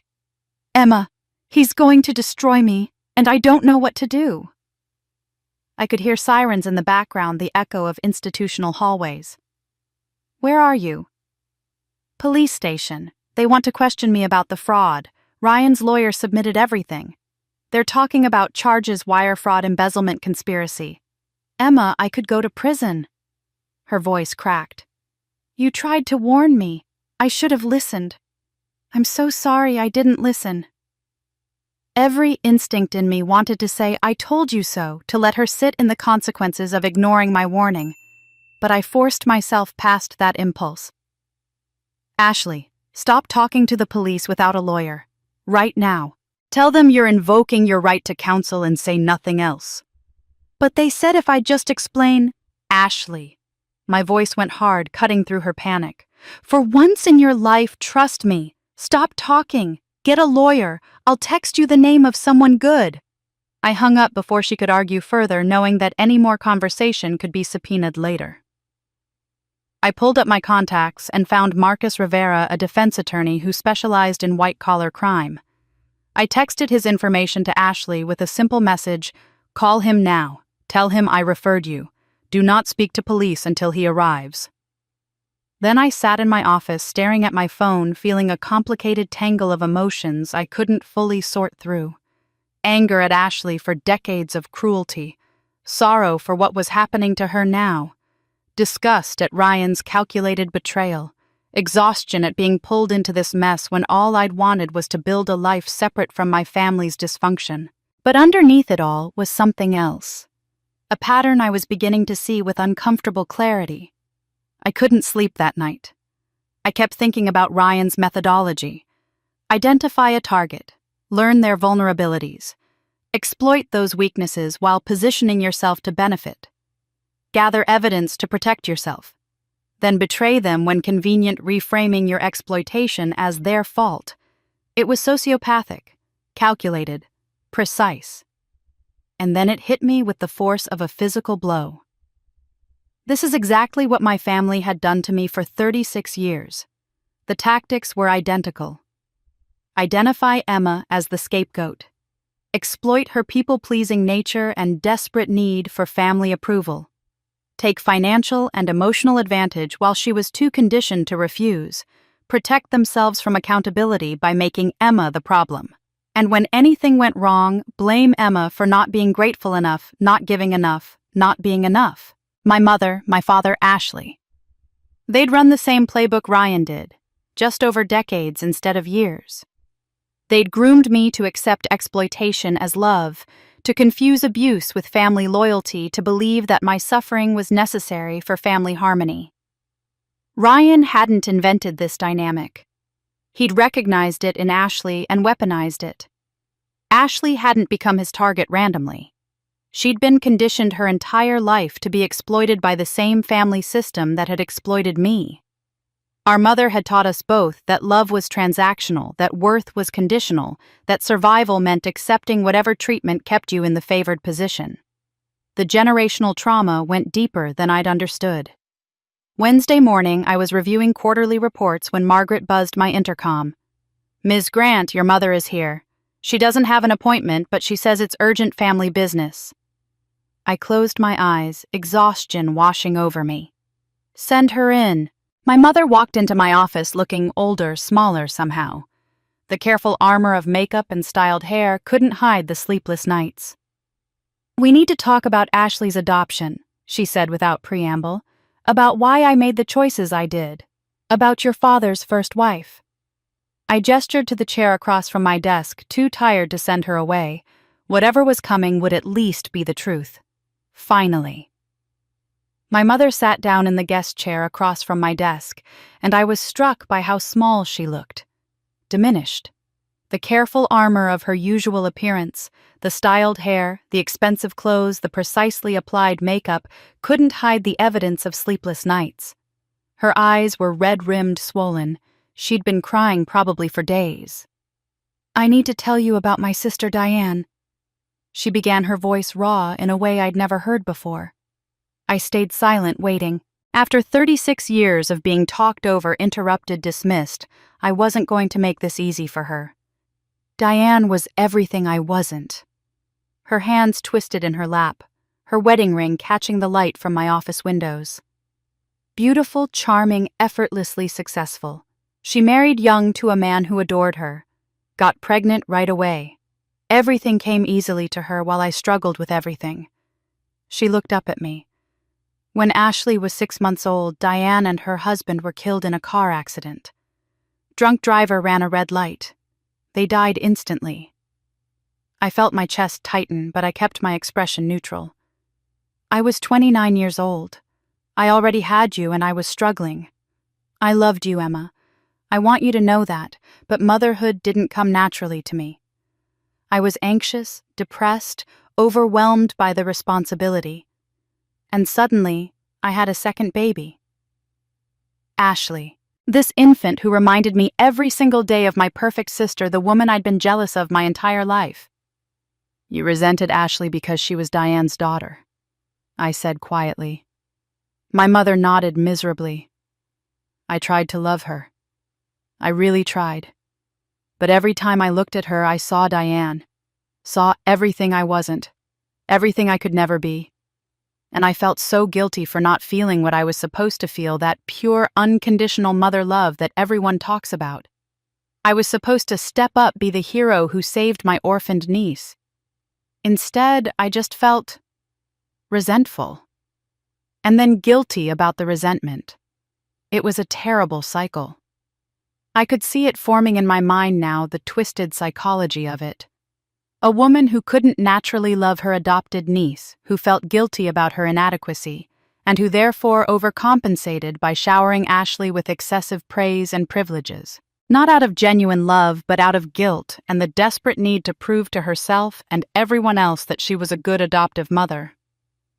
But to justify treating Ashley specially, I said, slowly working it through out loud, "You needed a reason that didn't make you look bad. So you made me the problem child." My mother flinched, but she didn't deny it.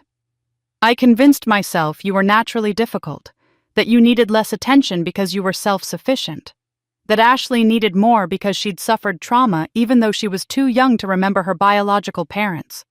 Her voice cracked. I told myself I was being fair to the adopted child, not showing favoritism to my biological daughter, but really I was just justifying my own emotional limitations by making you the villain. It was the first time in my entire life that I'd heard my mother take genuine responsibility. No deflection, no excuses, no reframing where she was actually the victim. Just raw, painful truth. It should have felt validating. Triumphant, even. After 36 years of being told I was the problem, hearing her admit that she created the problem should have healed something inside me. Instead, I felt hollow. You destroyed my childhood to manage your guilt, I said, my voice eerily calm. You made me believe I was fundamentally unlovable to cover up the fact that you couldn't love Ashley naturally. Mom, I was 5 years old when you brought Ashley home.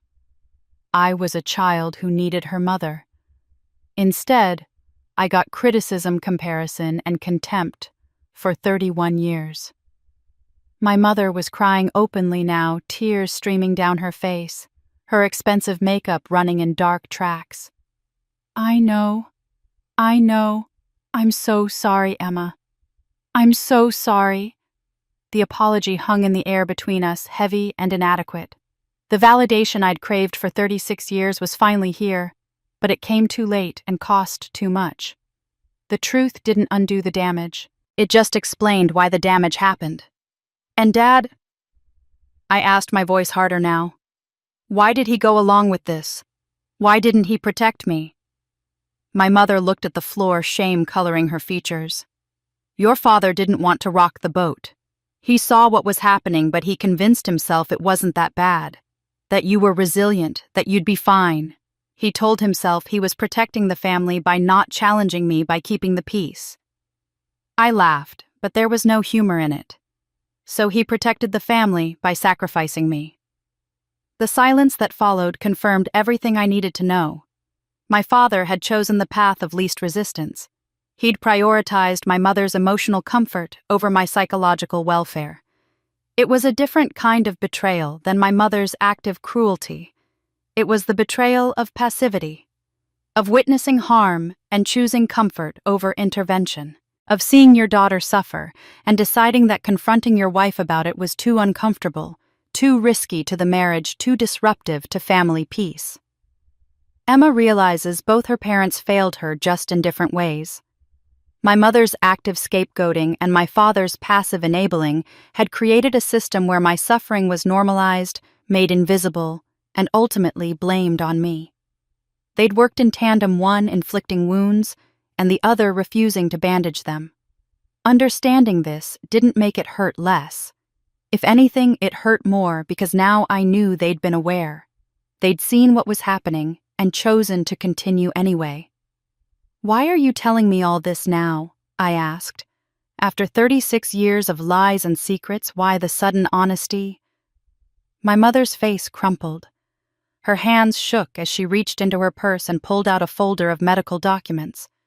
When she spoke, her voice broke completely. The cancer came back, Emma. They're giving me 3 to 6 months. The words hung in the air between us. 3 to 6 months. My mother was dying. What? The word came out as barely a whisper. She pulled medical documents from her purse with shaking hands, spreading them across my desk.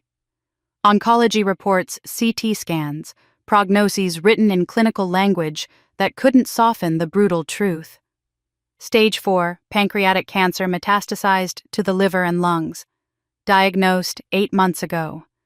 She'd undergone aggressive treatment, chemotherapy, radiation, experimental drugs that had bought some time, but the cancer had progressed despite everything. They said 3 to 6 months. Her voice cracked. But realistically, I'll be lucky to see Christmas. It was October, mid-October.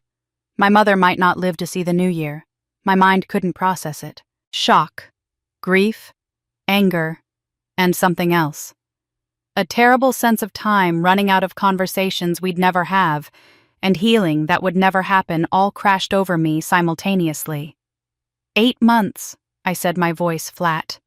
You've known for 8 months. She nodded, wiping at her eyes with a tissue that was already shredded. I didn't want to burden anyone until I absolutely had to. I almost laughed at the absurdity of it. Her entire parenting philosophy summed up in one sentence: hide the truth, avoid difficult conversations, protect herself from discomfort even when it harms others. Even dying, she was still following the same patterns. Is this why you were so obsessed with Ashley's wedding? The pieces clicked together with sickening clarity. You wanted to see her married before. I couldn't finish the sentence. My mother nodded, fresh tears streaming. I wanted to make sure she was settled, taken care of. I knew Ryan seemed nice, stable, reliable. I thought he'd be good for her. I thought she'd be safe. The irony was devastating. My mother's final act of protecting Ashley had been to rush her into a marriage with a man who'd been planning to betray her from the beginning, to use her, document her crimes, and destroy her when it was convenient. I stood abruptly and walked to the window, needing physical distance to process. The Denver skyline stretched out before me, mountains visible in the distance. Somewhere out there, Ashley was probably sitting in a police station or a lawyer's office, her life falling apart. And here, my mother was dying. Part of me wanted to feel vindicated. After 36 years of abuse, my mother was finally vulnerable, finally unable to maintain the facade of the perfect family, finally forced to face what she'd done. But I didn't feel triumph. I felt grief tangled with fury, sorrow mixed with rage. I needed this apology 25 years ago, Mom. My voice was surprisingly steady. I needed you to see me, to love me, to protect me when I was a child who couldn't protect herself. Instead, I'm getting it now when you're dying, when it's too late to actually change anything. I know, she whispered. I turned back to face her. Do you really understand what you did to me? You didn't just hurt me. You taught me that I was worthless. You wired my brain to believe I didn't deserve love or respect. The words started pouring out, decades of suppressed pain finding voice. Do you know how many years of therapy I've needed? How many relationships I sabotaged because I didn't believe I deserved good things? How small I made myself in every area of life because I learned from birth that taking up space was wrong. My mother was openly sobbing, her shoulders shaking, but I couldn't stop. The dam had broken. And now you're dying and I'm supposed to forgive you quickly because time is short. But Mom, I've had 36 years of pain. Why do I only get 6 months to process it? She didn't argue. She didn't defend herself. She just sat there in my guest chair, absorbing my words, nodding occasionally through her tears. When I finally fell silent, exhausted from the emotional purge, she spoke quietly.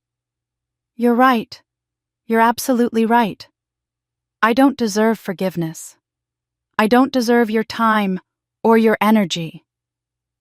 She looked up at me, her eyes red and swollen. But Emma, I'm not asking for me. I'm asking because Ashley is going to need you when I'm gone. Your father won't be enough. He's never been enough. And with Ryan's betrayal, with the legal trouble, she's going to be alone and facing consequences for the first time in her life. My jaw tightened. So even now, dying, you're asking me to sacrifice for Ashley? No. My mother shook her head weakly. I'm asking you not to become like me. Don't let your pain turn you into someone who abandons family when they need you most. You're better than I ever was. You've always been the strong one, the good one, the kind one. I just couldn't admit it because it highlighted my own failures. I stared at her, processing what she was really saying. She was asking me to break the cycle of generational trauma while simultaneously being the person who created that trauma. She was asking me to be the parent she never was, the sister she never taught me how to be. She was placing the burden of healing on the person she'd wounded most deeply. It was an impossible position. And yet somewhere underneath my anger, I knew she was right about one thing. If I walked away from Ashley completely, If I let her drown in the consequences of her actions without offering any lifeline, I would carry that guilt forever. Not because Ashley deserved my help, she didn't, but because I deserved to know I was better than the people who hurt me. I deserved to know I could show compassion without enabling support, without sacrificing myself, help without being exploited. My phone buzzed on my desk, the sound jarring in the heavy silence. I glanced at the screen. An email from the district attorney's office. Subject: Re. Ashley Grant. Request for testimony in fraud investigation. Deadline to respond 48 hours. I looked from the phone to my mother, and I realized that whether I wanted it or not, I was already in the middle of this. The question wasn't whether to get involved. The question was how to get involved in a way I could live with. Thursday morning, my father called and asked to meet me privately. Not at my office, not at their house, but at a neutral location, a coffee shop halfway between his home and downtown. The request alone told me this was serious. I found him in a back corner booth looking haggard in a way that went beyond mere tiredness. He'd aged a decade in the past week. His clothes were rumpled, his face unshaven, his eyes carrying the weight of something I couldn't yet identify. "You need to know the full picture before you decide anything about testifying," he said without preamble, sliding a manila folder across the table. I opened it and my stomach dropped. Mortgage statements showing the family home, the one I'd grown up in, the one my parents had owned for 40 years, now carried $347,000 in debt against it. Medical bills from my mother's cancer treatment totaling $182,000, most of it not covered by insurance because she'd pursued experimental treatments and out-of-network specialists, grasping at any hope for survival. Credit card statements showing $89,000 in accumulated debt, the interest alone costing them thousands per month. Bank notices, foreclosure warnings, final demands. "We're bankrupt, Emma."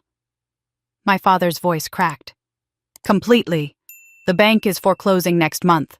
We'll lose the house your mother wanted to die in." I felt like I'd been punched in the chest. All those years of watching my family live in that beautiful home, take vacations, maintain their carefully curated lifestyle, it had all been built on credit cards and desperation. The perfect facade was rotting from the inside. "When did this start?" I asked, my voice hollow. My father ran his hands over his face, a gesture I recognized from childhood whenever he was avoiding difficult truths. "The debt started about 12 years ago after your mother's first cancer scare. That one we caught early, but the medical bills were brutal. We thought we'd recover financially, but then there were other expenses. Ashley's credit cards that we kept covering. The lifestyle we felt we needed to maintain so no one would know we were struggling. And then the cancer came back 8 months ago, and the treatment costs." He trailed off, staring at the papers spread between us.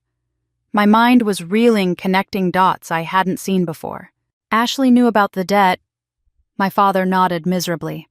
"We told her 6 months ago. She was devastated. We asked if she could help, but she didn't have any money either. She was barely making ends meet with her event planning work. Then she met Ryan and he seemed..." He searched for words. "Stable. Good job, reliable income from a decent family. Your mother encouraged Ashley to secure that relationship, to move quickly." The truth hit me like ice water. "You pressured Ashley to marry Ryan to solve the family's financial problems."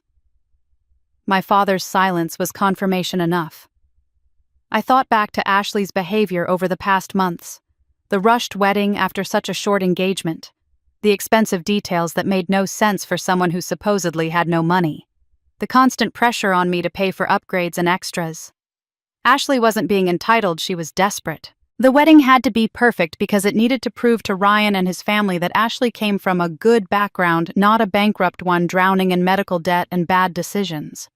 The entire elaborate production had been a facade designed to hide the family's financial collapse. And now that facade had crumbled spectacularly with Ryan's betrayal and the fraud investigation stripping away every pretense. Ashley wasn't just losing a husband. She was losing the escape route from her family's ruin. I felt a complicated sympathy emerging, one I didn't want to feel. Ashley's cruelty toward me was real and unforgivable, but it was also the behavior of a drowning person lashing out at anyone nearby, taught by our mother that love is conditional and resources are scarce, that only one daughter could be valued at a time, and you had to fight viciously to be that daughter. "Let me get this straight," I said slowly, my voice dangerously calm. "You raised me to believe I was worthless. You trained Ashley to be entitled and cruel. You pressured her to marry someone she barely knew to solve your financial problems. You hid terminal cancer. You accumulated catastrophic debt. And now you want me to clean up this mess." My father's eyes filled with tears. We didn't know what else to do. I stood up, needing to move to pace to do something with the anger building in my chest. "You could have asked me for help years ago, honestly, without manipulation or guilt trips or invoices for wedding expenses. I've been making good money for almost a decade. If you'd just told me the truth." "You'd already given us so much over the years." My father interrupted, his voice breaking. "The loans we never paid back, the money for emergencies, the support you provided without us even asking. We felt ashamed to keep asking." I stopped pacing and stared at him in disbelief. "So instead of treating me with respect and honesty, you sent me wedding bills and let Ashley mock me in front of 250 people. That was your solution to feeling ashamed."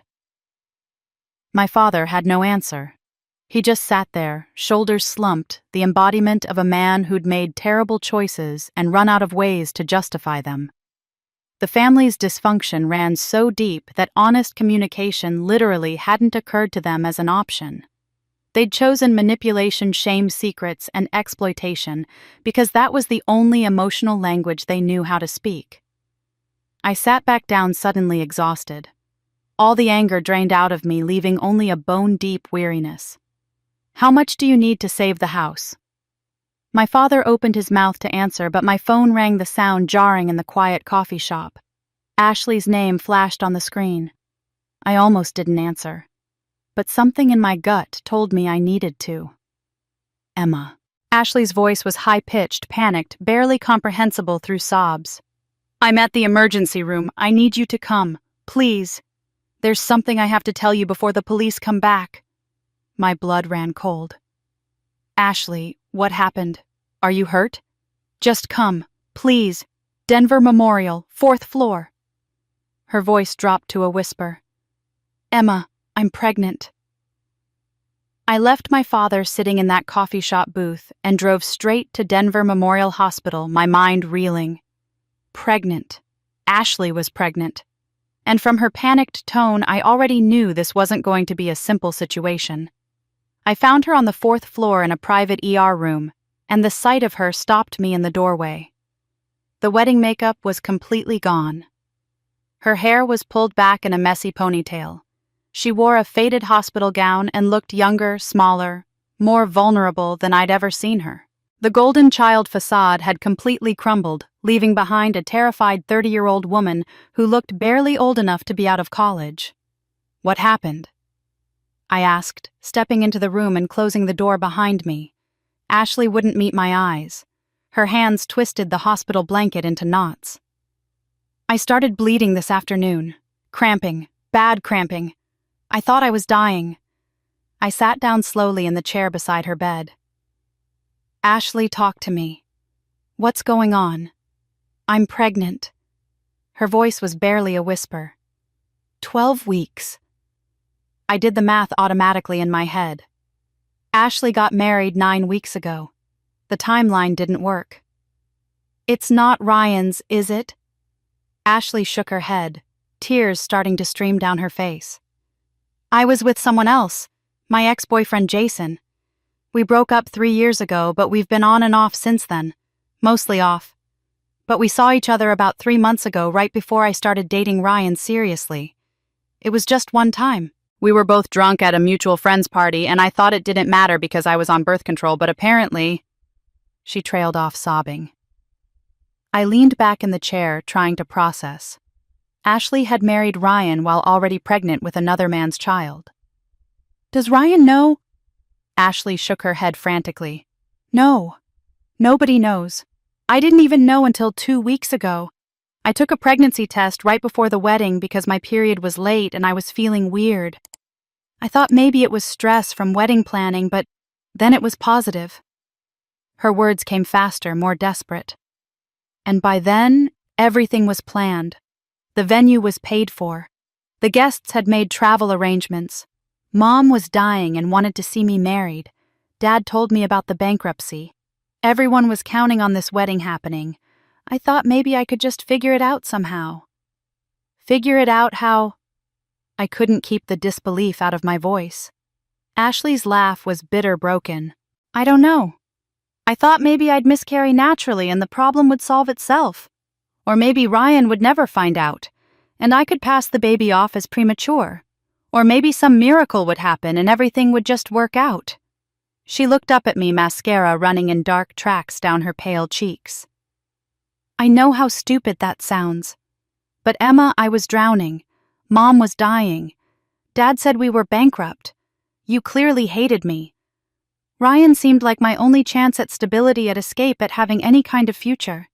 And I'd already done the fraud with the invoices. I was in so deep and I just kept making worse and worse decisions trying to fix the earlier ones. I sat in silence watching my sister unravel.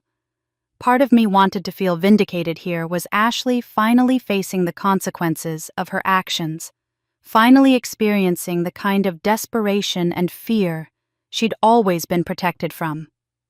But looking at her now, small and terrified in that hospital bed, I just felt tired. Ashley, you committed fraud in a marriage. Even without the financial crimes, Ryan can annul the marriage based on this alone. You deceived him about something fundamental. I know. Her voice was small. He's going to destroy me. He already has a lawyer, already submitted everything to the police.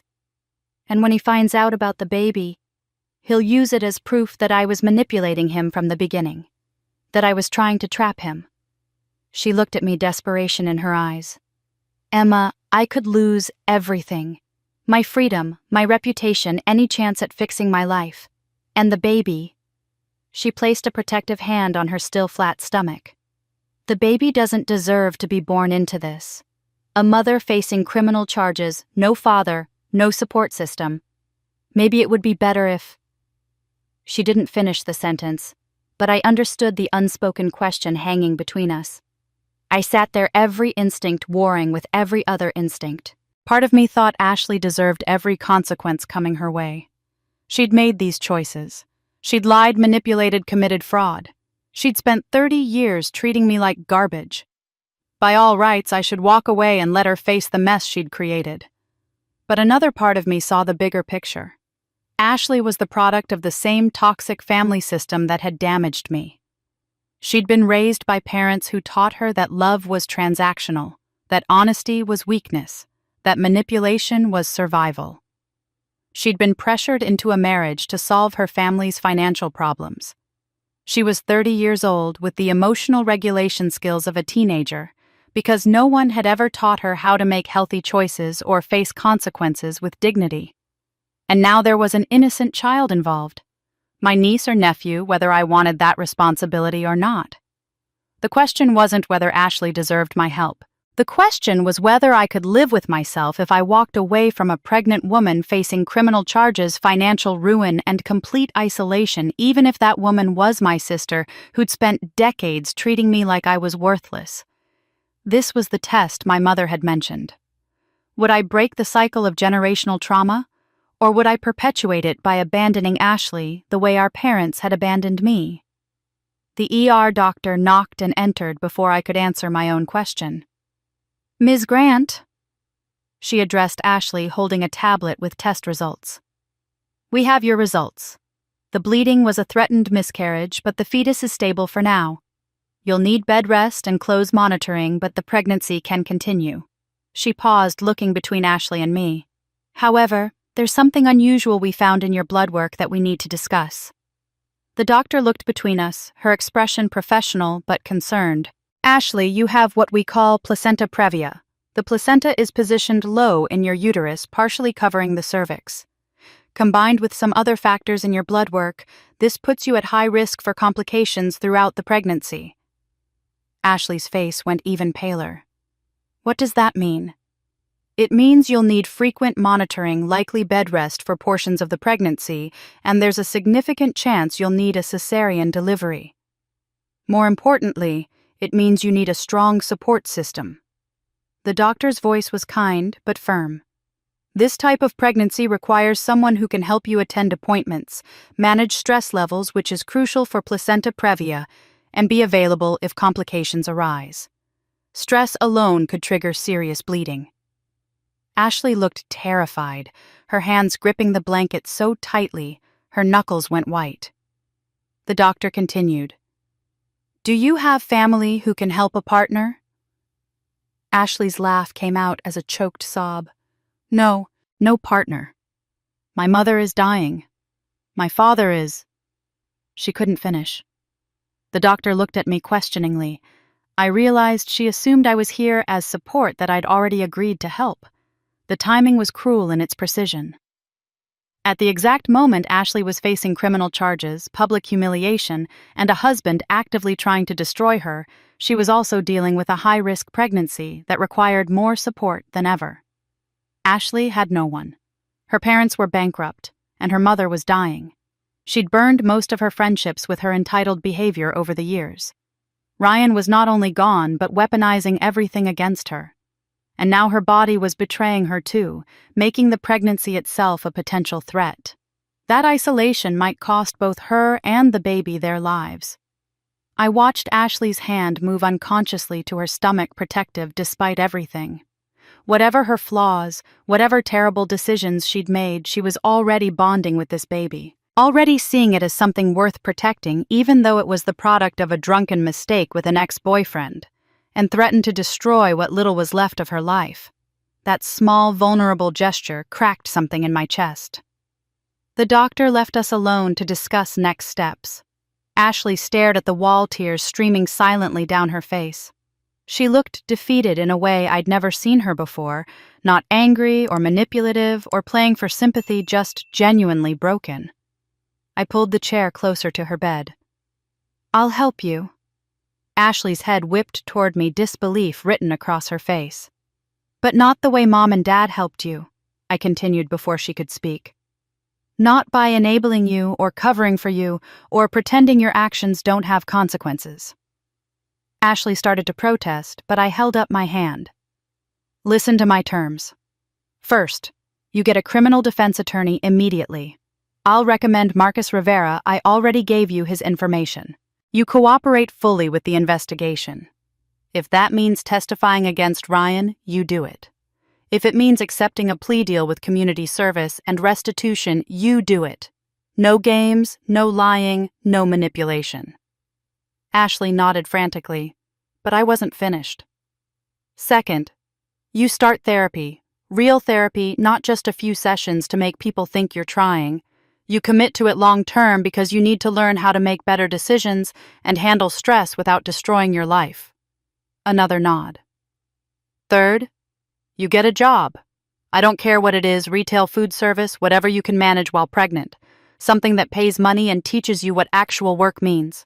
You start paying back the debts you accumulated, including money you've taken from me over the years. We'll set up a payment plan you can actually afford, but you make every single payment on time. Ashley opened her mouth, probably to argue about working while pregnant, but I kept going. Fourth, the adoption secret, the fact that you're Mom's niece, not her daughter, that comes out. No more family secrets. You deserve to know your real history, and I'm done being complicit in lies. Ashley's eyes widened. Wait, what adoption? What are you talking about? We'll deal with that later. Just know that our family has been built on secrets and lies for 30 years, and I'm not continuing that pattern. Not for Mom, not for Dad, and not for you. Ashley sat in silence, processing everything I'd said. I could see her mind working through it, testing for loopholes, looking for ways to negotiate. But something in my expression must have told her this wasn't negotiable. Finally, she spoke. Why are you doing this? I've been horrible to you our entire lives. I mocked you in public. I helped Mom treat you like garbage. You should hate me. I considered the question seriously. It deserved a serious answer. I probably should hate you. But I've spent enough of my life being angry and hurt, and I don't want to become the kind of person who abandons a pregnant woman facing criminal charges, even if that woman is you. I met her eyes. This isn't forgiveness, Ashley. This is me choosing not to let our family's toxicity define who I become. Ashley started crying, but these tears were different from her usual manipulation. These were genuine grief and relief, and something that might have been gratitude mixed with shame. I don't deserve this. No. I agreed, standing up. You don't. But that's not the point. The point is that we can break the cycle Mom and Dad created, or we can perpetuate it. I'm choosing to break it. I walked toward the door, then paused with my hand on the handle. The baby deserves better than our family has been. And honestly, Ashley, so do you. I stepped into the hallway emotionally exhausted and nearly collided with someone standing right outside Ashley's door. Ryan. His face was unreadable, but his presence here now after everything made my blood run cold. I heard she's pregnant. He said, his voice low. I'm assuming it's not mine. I crossed my arms. That's none of your business anymore. Actually, I think it might be.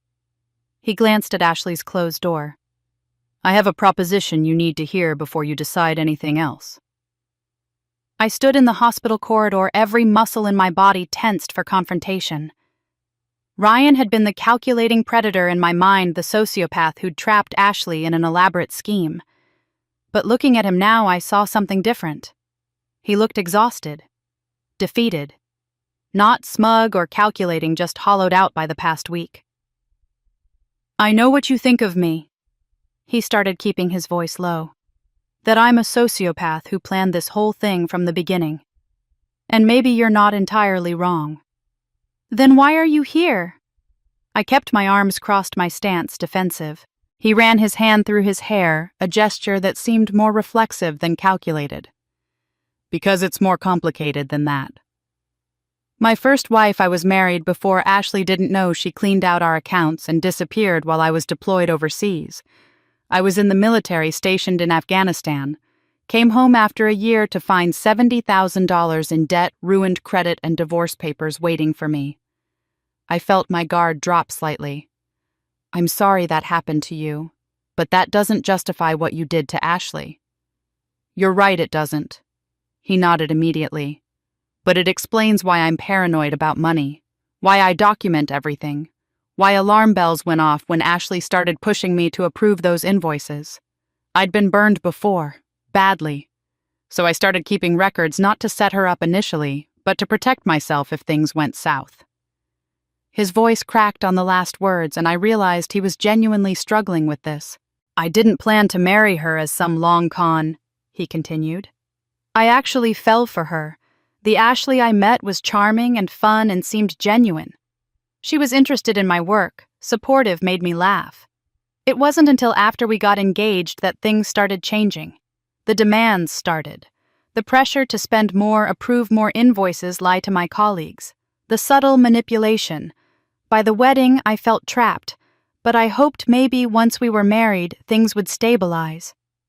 Then why file for restraining orders and annulment? I demanded. Why submit everything to the DA? Why throw her to the wolves when she's vulnerable? Ryan's face hardened, and I saw genuine anger flash across it. Because at the wedding, when she stood up there and mocked you, someone she'd never even let me meet properly with such cruelty, I realized I'd married someone fundamentally mean. Not just flawed or damaged by her family, but actually cruel. He paused. And when I found out she was pregnant with someone else's baby, that she'd lied about that too, that she'd married me while carrying another man's child. He shook his head, the exhaustion creeping back into his features. I couldn't do it, Emma. I couldn't spend the rest of my life with someone who treats people that way.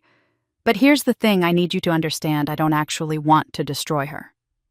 I raised an eyebrow skeptically.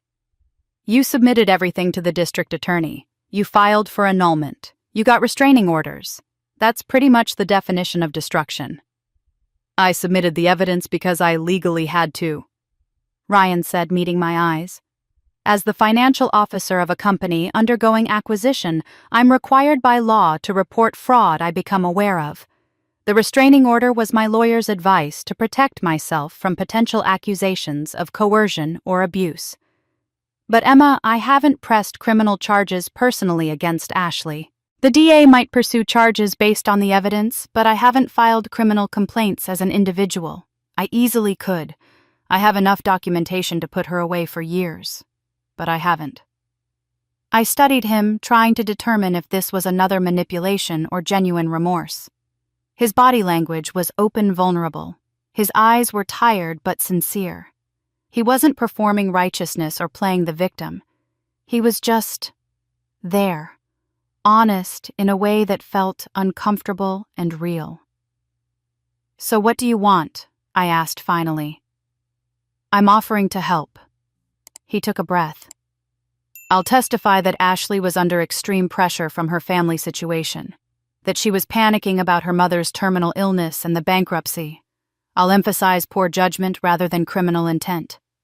I'll support a plea deal that includes restitution and probation rather than prison time." I waited. There had to be more. "And I'll voluntarily take responsibility for my part in the fraud. I'll accept suspension without pay demotion and restitution requirements. I'm not walking away clean while she takes all the blame." I signed those invoices. I knew something was wrong. I share responsibility. "What do you want in return?" I kept my voice neutral. His answer surprised me.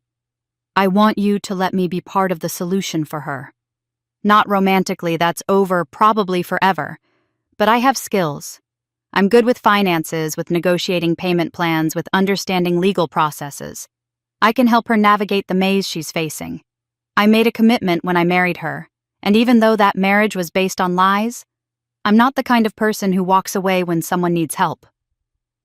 I stared at him, processing. Ryan wasn't a villain or a hero.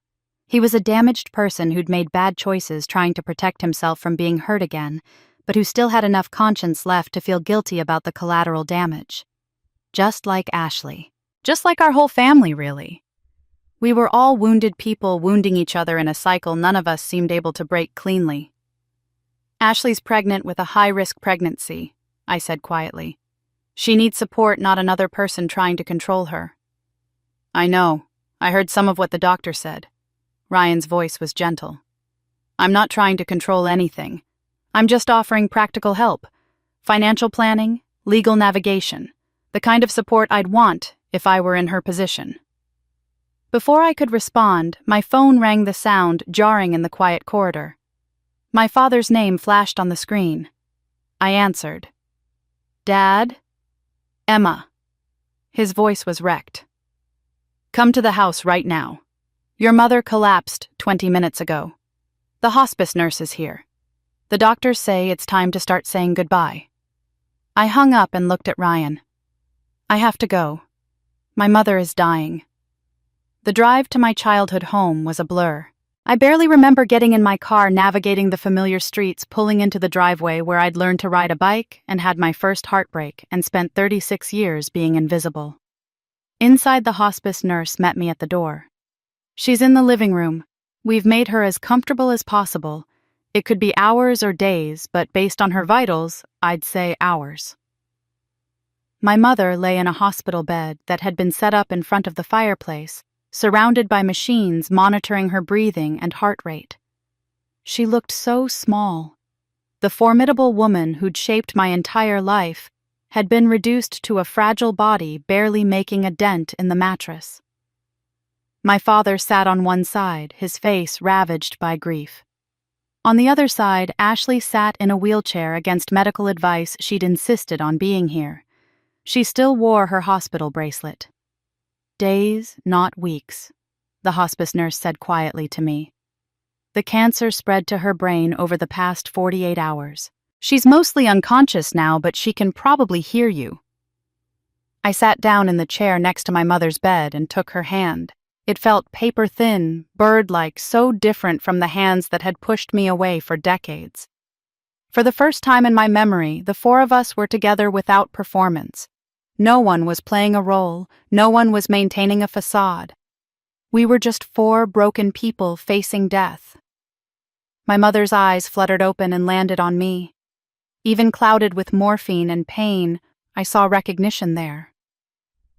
"I'm sorry," she whispered the words barely audible. Tears streamed down my face. "I know, Mom. I know." It wasn't enough. It would never be enough to heal 36 years of damage. But it was something. It was acknowledgement. It was truth, however late it arrived. Her grip tightened weakly around my hand. "Take care of each other. Don't be like me." I looked across the bed at Ashley, who was crying silently, and then at my father, who looked older than I'd ever seen him. My mother's final wish was that we break the cycle she'd created. It was simultaneously the most generous and most burdensome request she could make. "We will," I promised. Not sure if I meant it, but knowing she needed to hear it. Over the next 48 hours, time moved strangely. Hours felt like minutes, minutes like hours. My mother drifted in and out of consciousness, mostly out. Ashley, my father, and I took turns sitting with her, and in between we had quiet conversations in the waiting room that felt like they were happening in a different universe. My father told stories I'd never heard. About my mother's childhood, about my grandmother, a woman I barely remembered who'd been cold and critical and openly favored my mother's younger brother. "Your grandmother did to your mother exactly what your mother did to you," he said, his voice hollow. "Except the favored child was your Uncle Robert. Your mother grew up as the scapegoat." The pattern stretched back further than I'd realized. Generations of wounded parents wounding their children, each one trying and failing to break a cycle they barely understood. Ashley listened to these stories with growing horror. "I wasn't special," she whispered at one point. "I was just a do-over for Mom, a chance for her to not be like her own mother." "And I was the safety valve," I said quietly. "The place where she could discharge all the rage and pain from her own childhood." We sat together, two sisters who'd spent our lives on opposite sides of our mother's psychological divide, finally seeing each other clearly. Not as golden child and scapegoat, but as two victims of the same broken system. Understanding didn't excuse the harm, but it provided context. My mother wasn't a monster. She was a wounded person who'd wounded her own children because she didn't know how to do anything else. Sunday morning, just after dawn, the hospice nurse woke us where we'd fallen asleep in the living room. "It's time." Emma and I stood on either side of our mother, each holding one of her hands. My father stood at the foot of the bed, sobbing quietly. The machines beeped steadily, but her breathing had changed, labored, rattling the sound. I'd been warned, meant the end was near. "Mom," I said, leaning close to her ear. "We're here. Ashley and I are both here." Her eyes fluttered open one last time, moving between our faces.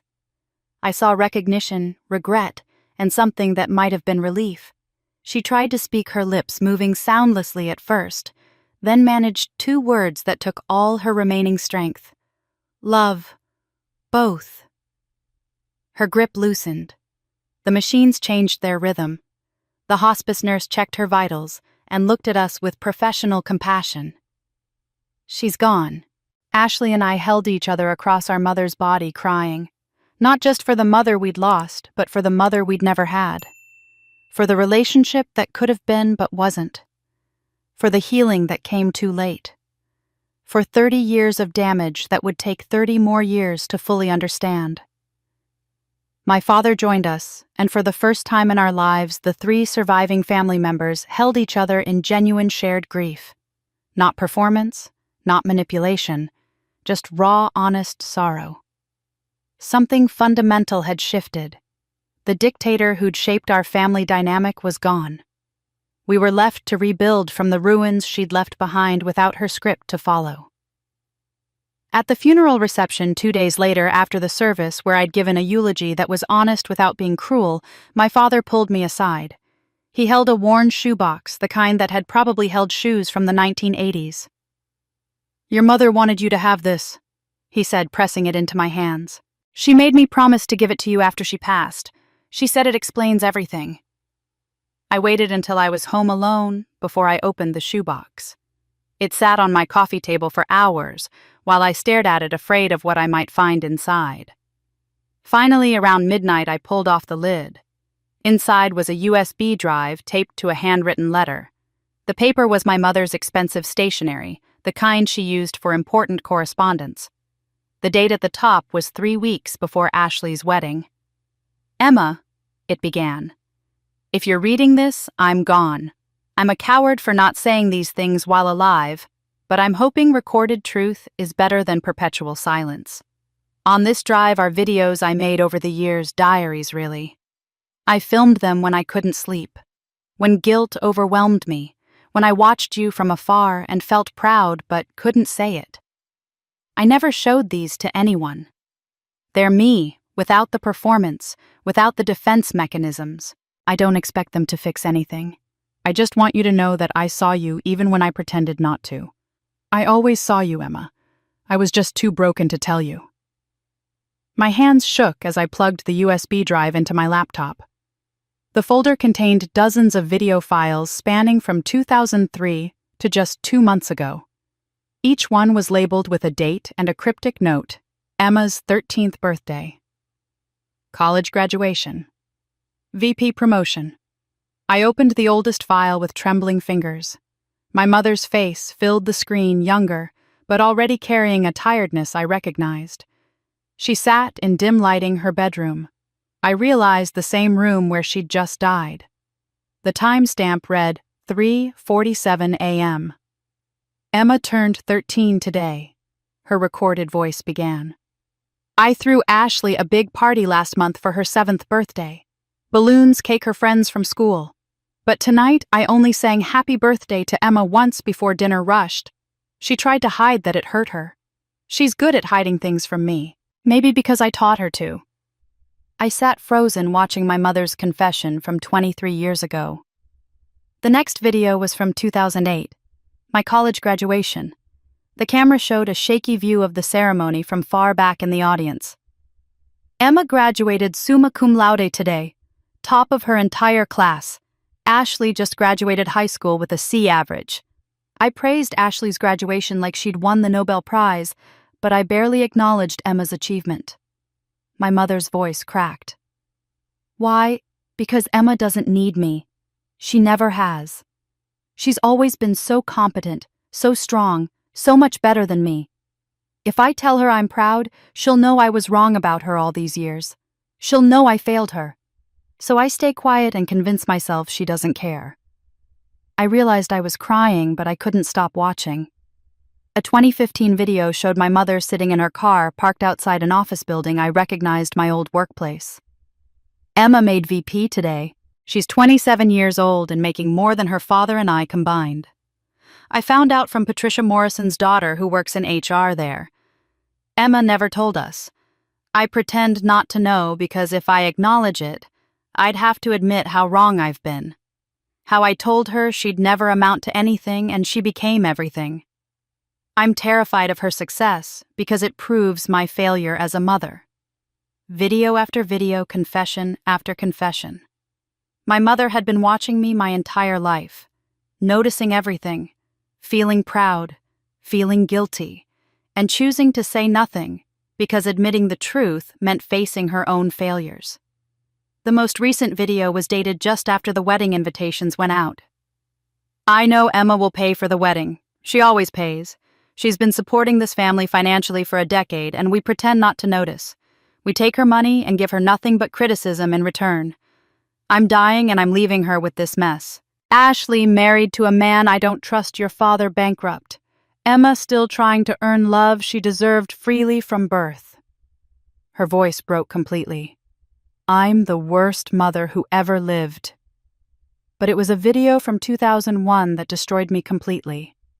I was 19 in that video home from my first semester of college. The camera was positioned to show my closed bedroom door. My mother must have been filming from her room across the hall. Emma thinks I'm asleep, but I heard her crying herself to sleep again. She does that a lot. My mother's whispered voice was raw with pain. She thinks I don't notice, but I notice everything about her. I notice how she makes herself smaller when Ashley enters a room. I notice how she never asks for anything. I notice how she flinches when I raise my voice. The camera shook slightly, and I realized my mother was crying. I created this. I broke my own daughter to manage my guilt about failing to love my niece naturally. What kind of monster does that? A long pause. Emma is extraordinary, and I've spent her entire life trying to convince her she's worthless, because facing the truth that I'm worthless is too painful. I paused the video, my mother's tear-streaked face frozen on the screen. My own tears were falling so fast I could barely see. She'd known. She'd seen everything, understood everything, and chosen her own comfort over my well-being anyway. The knowledge didn't heal the wounds, but it provided a terrible clarity. Her cruelty hadn't come from blindness, but from cowardice. She knew she was hurting me. She just couldn't stop. There was one more video file, the most recent, dated 1 week ago, recorded in hospice. I almost didn't click it. I wasn't sure I could handle more revelations, more confessions, more proof of love that came too late to matter. But I clicked anyway. My mother's face appeared gaunt and gray oxygen tubes in her nose. She was clearly dying, the effort of speaking visible in every labored breath. Emma, there's one more thing I never told you. About your father and his first family. My mother's dying face filled the screen, oxygen tubes running to her nose, her voice weak but clear. Your father was married before me. He had a daughter, she'd be about 40 now, maybe 41. Her name was Sarah. When Sarah was 5 years old, your father left them. He had reasons. His first wife was unstable, possibly dangerous, but he left and he never went back. He sends child support checks, but he's never seen Sarah since she was 5 years old. I hit pause, my hand frozen on the keyboard. My father had another daughter, a daughter he'd abandoned.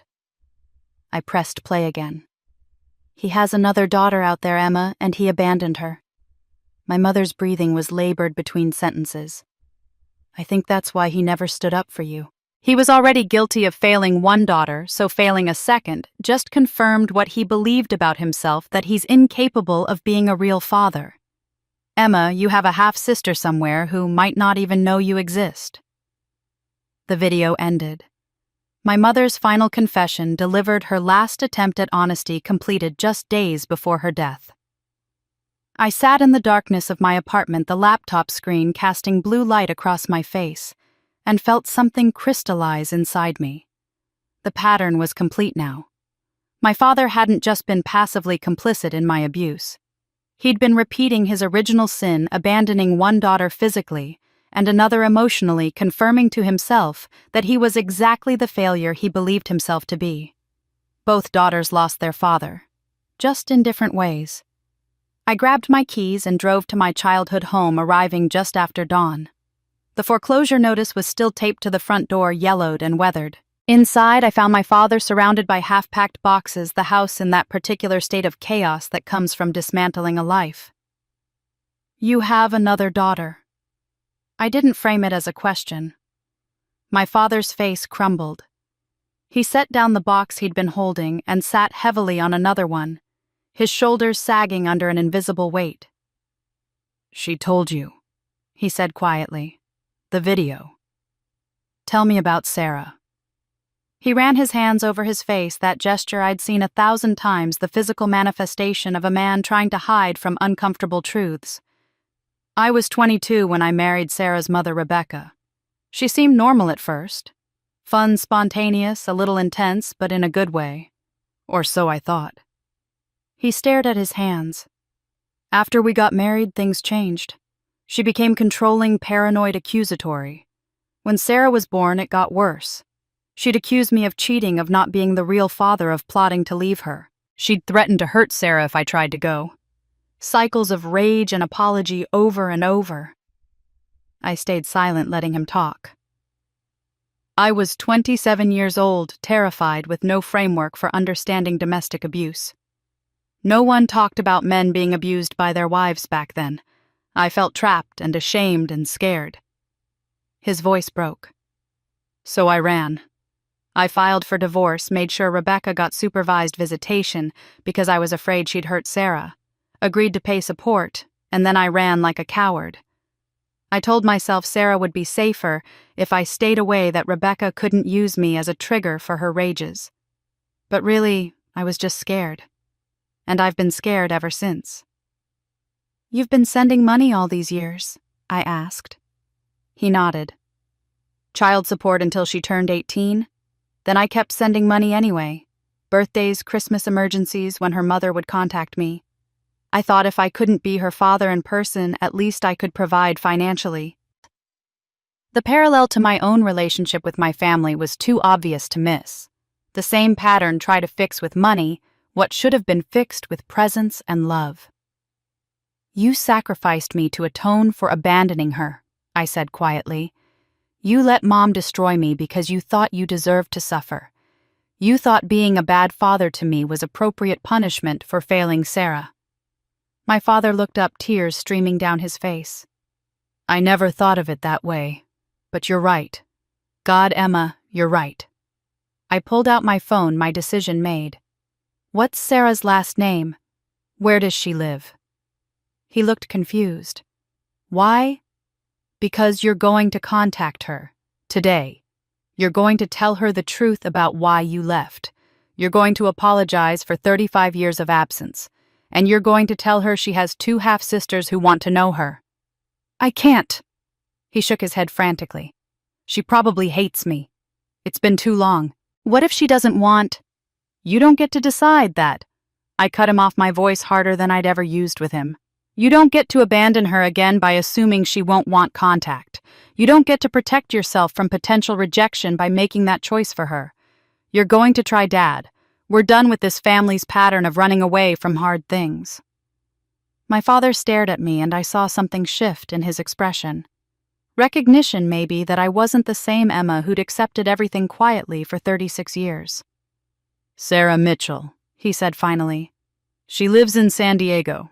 She's a teacher, elementary school. She got married 5 years ago. I know because I still get updates through a private investigator I hired years ago just to make sure she was okay." "You've been watching her life from a distance," I said, the irony not lost on me. "Just like Mom watched mine." He flinched but nodded. "Call her. Now." My father pulled out his phone with shaking hands. I watched him dial a number he clearly had memorized, watched him wait through rings that felt like they lasted hours. "Sarah, this is your father. Please don't hang up. I know I have no right to call, but there are things you need to know. About me, about your family, about the daughters you never knew you had." I left him there having that conversation and walked out to my car. I sat in the driveway of my childhood home, emotionally exhausted, wondering if I'd just made things better or worse. My phone rang 15 minutes later. "Unknown number, California area code. Is this Emma Grant?" A woman's voice, tentative but strong. "This is Sarah. Your father just called me. I think we need to meet." 3 days later, I stood outside a quiet coffee shop in downtown Denver, watching a woman with dark hair approach from the parking lot. I recognized Sarah before she even reached the door. She had our father's eyes and jawline, my same dark hair, but there was a wariness in the way she held herself that I understood viscerally. She moved through the world like someone who'd learned not to trust family. Inside, we sat across from each other at a corner table, both of us awkward, uncertain how to begin. Sarah spoke first. "I need you to know I don't want anything from your family.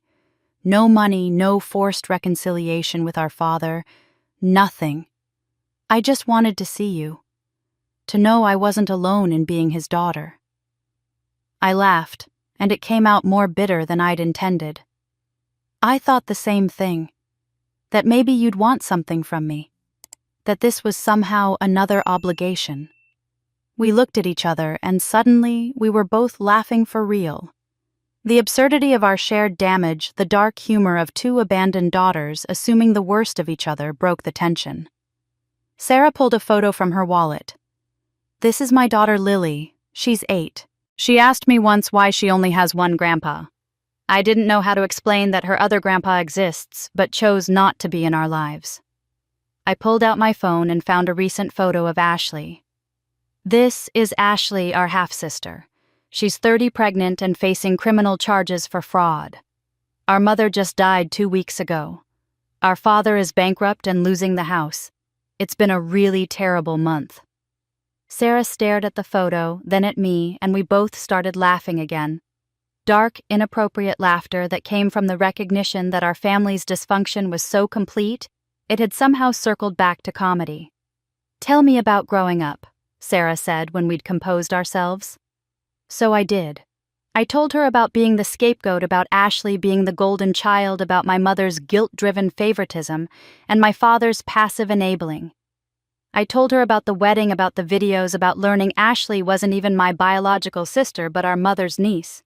Sarah listened, her expression cycling through shock, recognition, and something that looked like relief. "I grew up knowing our father abandoned me," she said quietly. "My mother told me from the time I was old enough to understand that he'd chosen to leave, that he hadn't wanted the responsibility. I spent my entire childhood believing I must have been unlovable for him to walk away so completely." The parallel to my own experience was staggering. "I overachieved in school," Sarah continued, "trying to prove I was worth coming back for.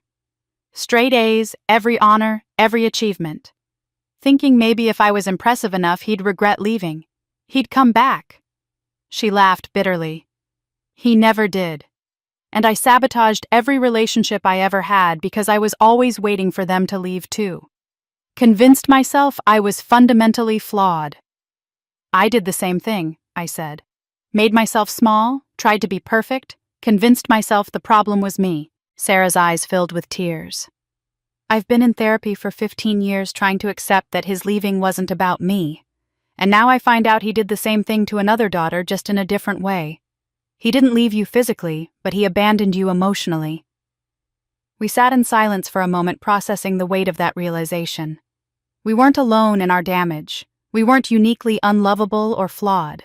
We were products of a man who couldn't face his own failures, who dealt with guilt by either fleeing entirely or staying but checking out emotionally.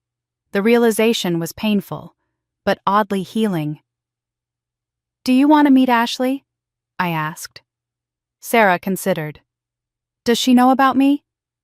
"Not yet, but she should. We all should know the truth. I'm done with family secrets." Sarah smiled.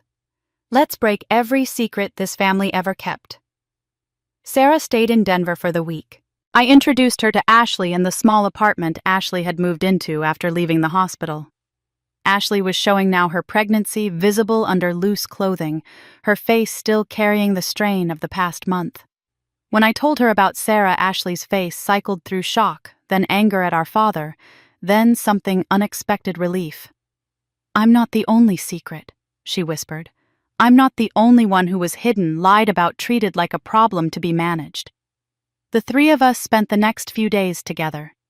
We compared notes, filling in gaps in our family history, constructing the real story, rather than the sanitized versions we'd each been fed. We were different people. Emma, the overachiever who'd built success from nothing. Ashley, the golden child who'd been set up to fail. Sarah, the abandoned daughter who'd learned to never trust anyone.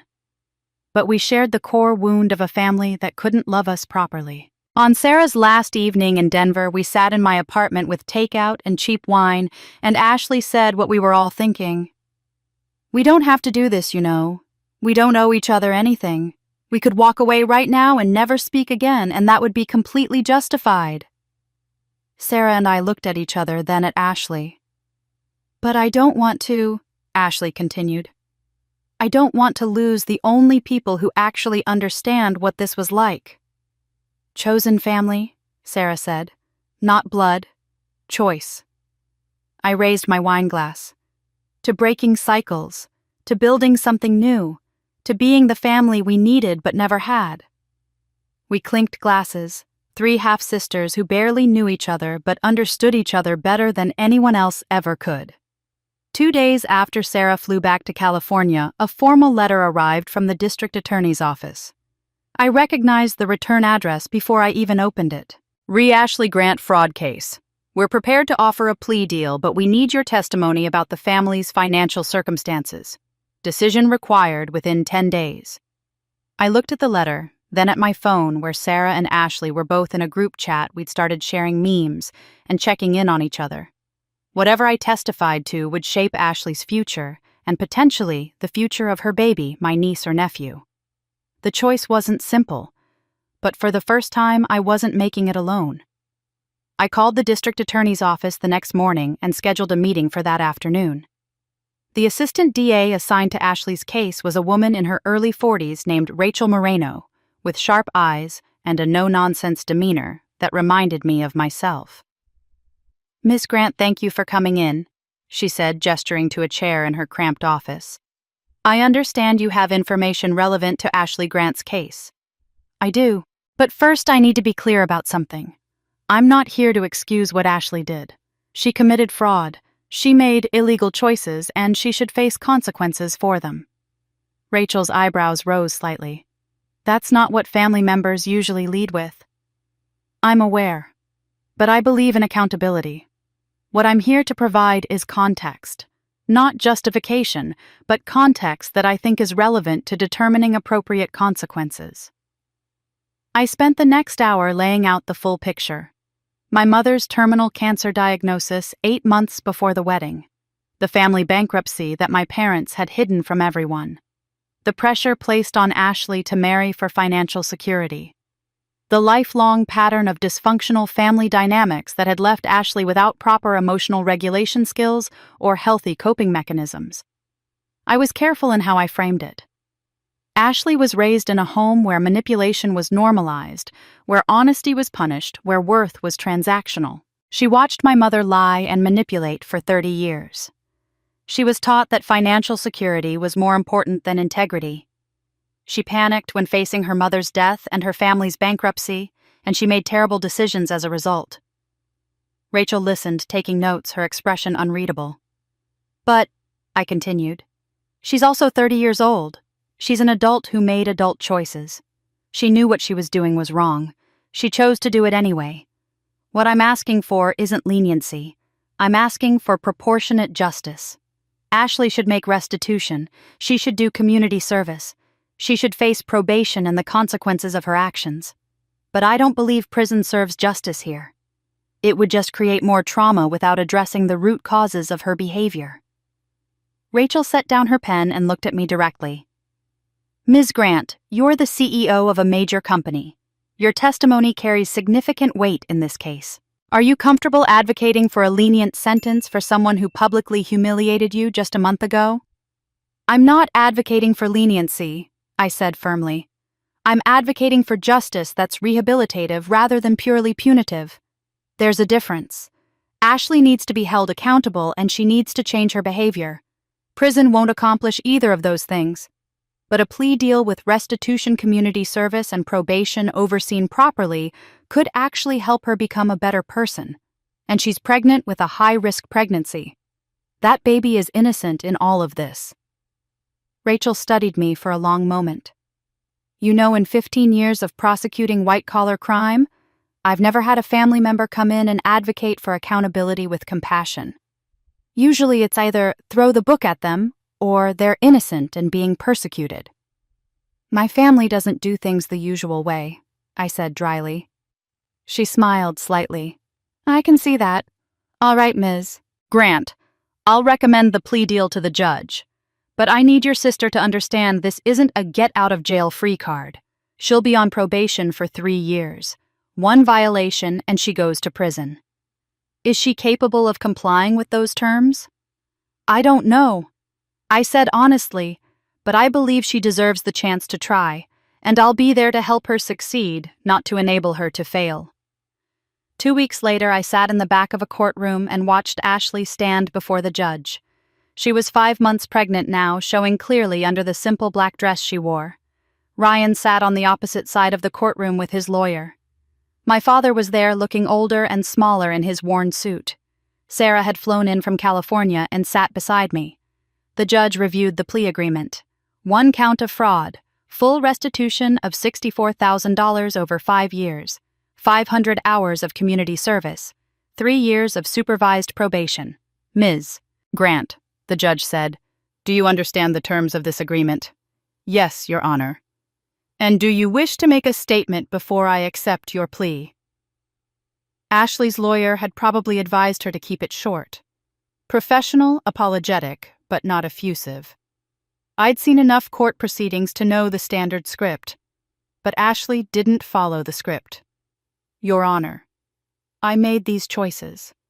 I was scared and desperate facing my mother's terminal illness and my family's bankruptcy, but that doesn't excuse what I did.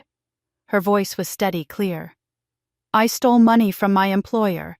I lied to my husband. I committed fraud. I'm ashamed of my actions, and I accept full responsibility for them. I'm not asking for mercy. I'm asking for the chance to make restitution and to become a better person than I've been. For my child, for my family, and for myself. I felt tears prick my eyes. It was the first time I'd heard Ashley take genuine accountability without manipulation, without victim playing, without deflecting blame onto others.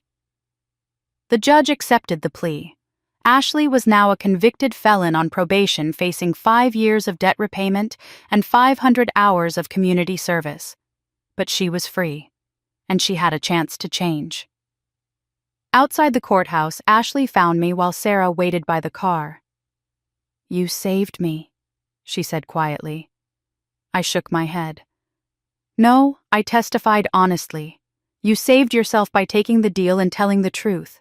That's growth, Ashley. Real growth. Her eyes filled with tears. I don't know how to be a good person. Mom never taught me how.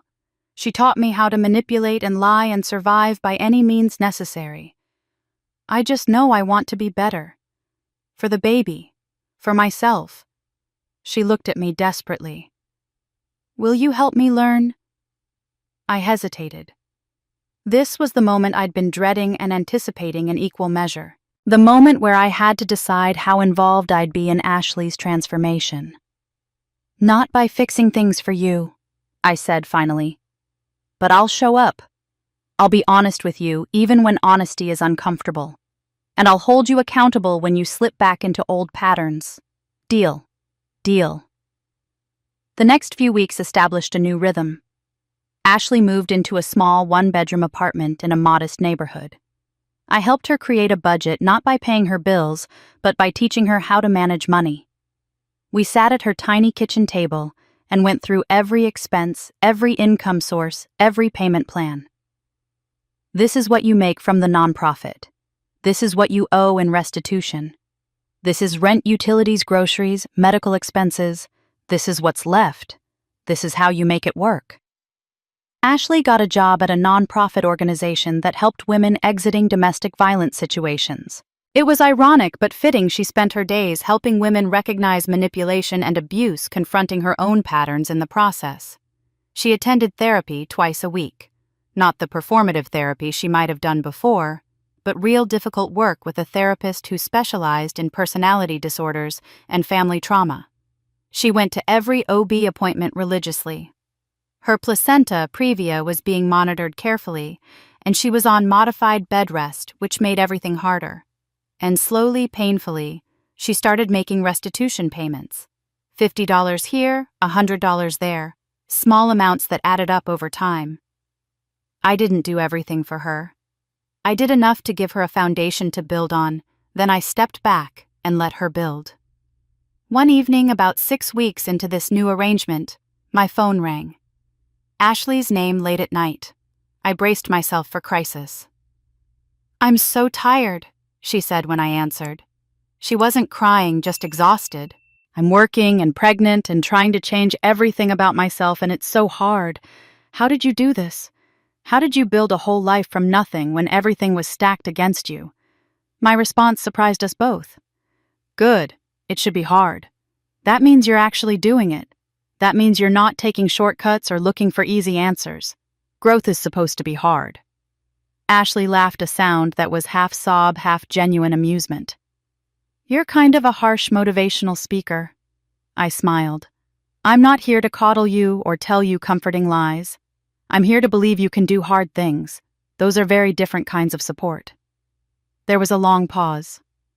Thank you, Ashley said finally, for believing I can change even when I'm not sure I can. The months passed. Ashley's pregnancy progressed. Her belly grew.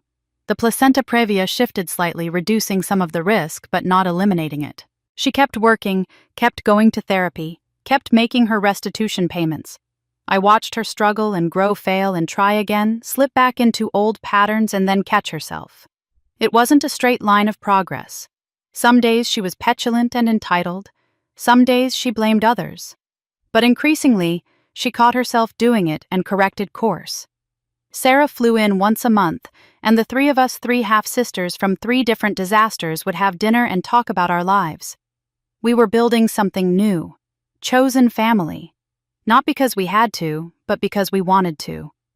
6 months after the wedding, 6 months after everything had fallen apart and been slowly reassembled into something different, my phone rang at 3 a.m. Emma, Ashley's voice was tight with pain.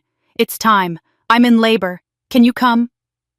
I threw on clothes and drove to the hospital, my heart pounding. I'd agreed to be Ashley's support person, her labor coach, the person who'd be there when she brought this baby into the world. When I arrived at Denver Memorial, the same hospital where this had all started to unravel months ago, a nurse directed me to the labor and delivery floor. Ashley was in a private room, monitors beeping clearly in pain and terrified. You came, she said when she saw me, relief flooding her face. Of course I came. I was about to meet my niece, about to help Ashley through labor, about to face the biggest test yet. Could I help raise this baby without repeating my family's patterns? Could I show this child the love and stability that none of us had received? The nurse came in to check Ashley's progress. 8 centimeters, she announced. This baby's coming soon. Is the father here? There is no father, Ashley said quietly. Just my sister. The nurse looked at me and smiled. Then you're exactly who needs to be here. 14 hours. That's how long Ashley's labor lasted.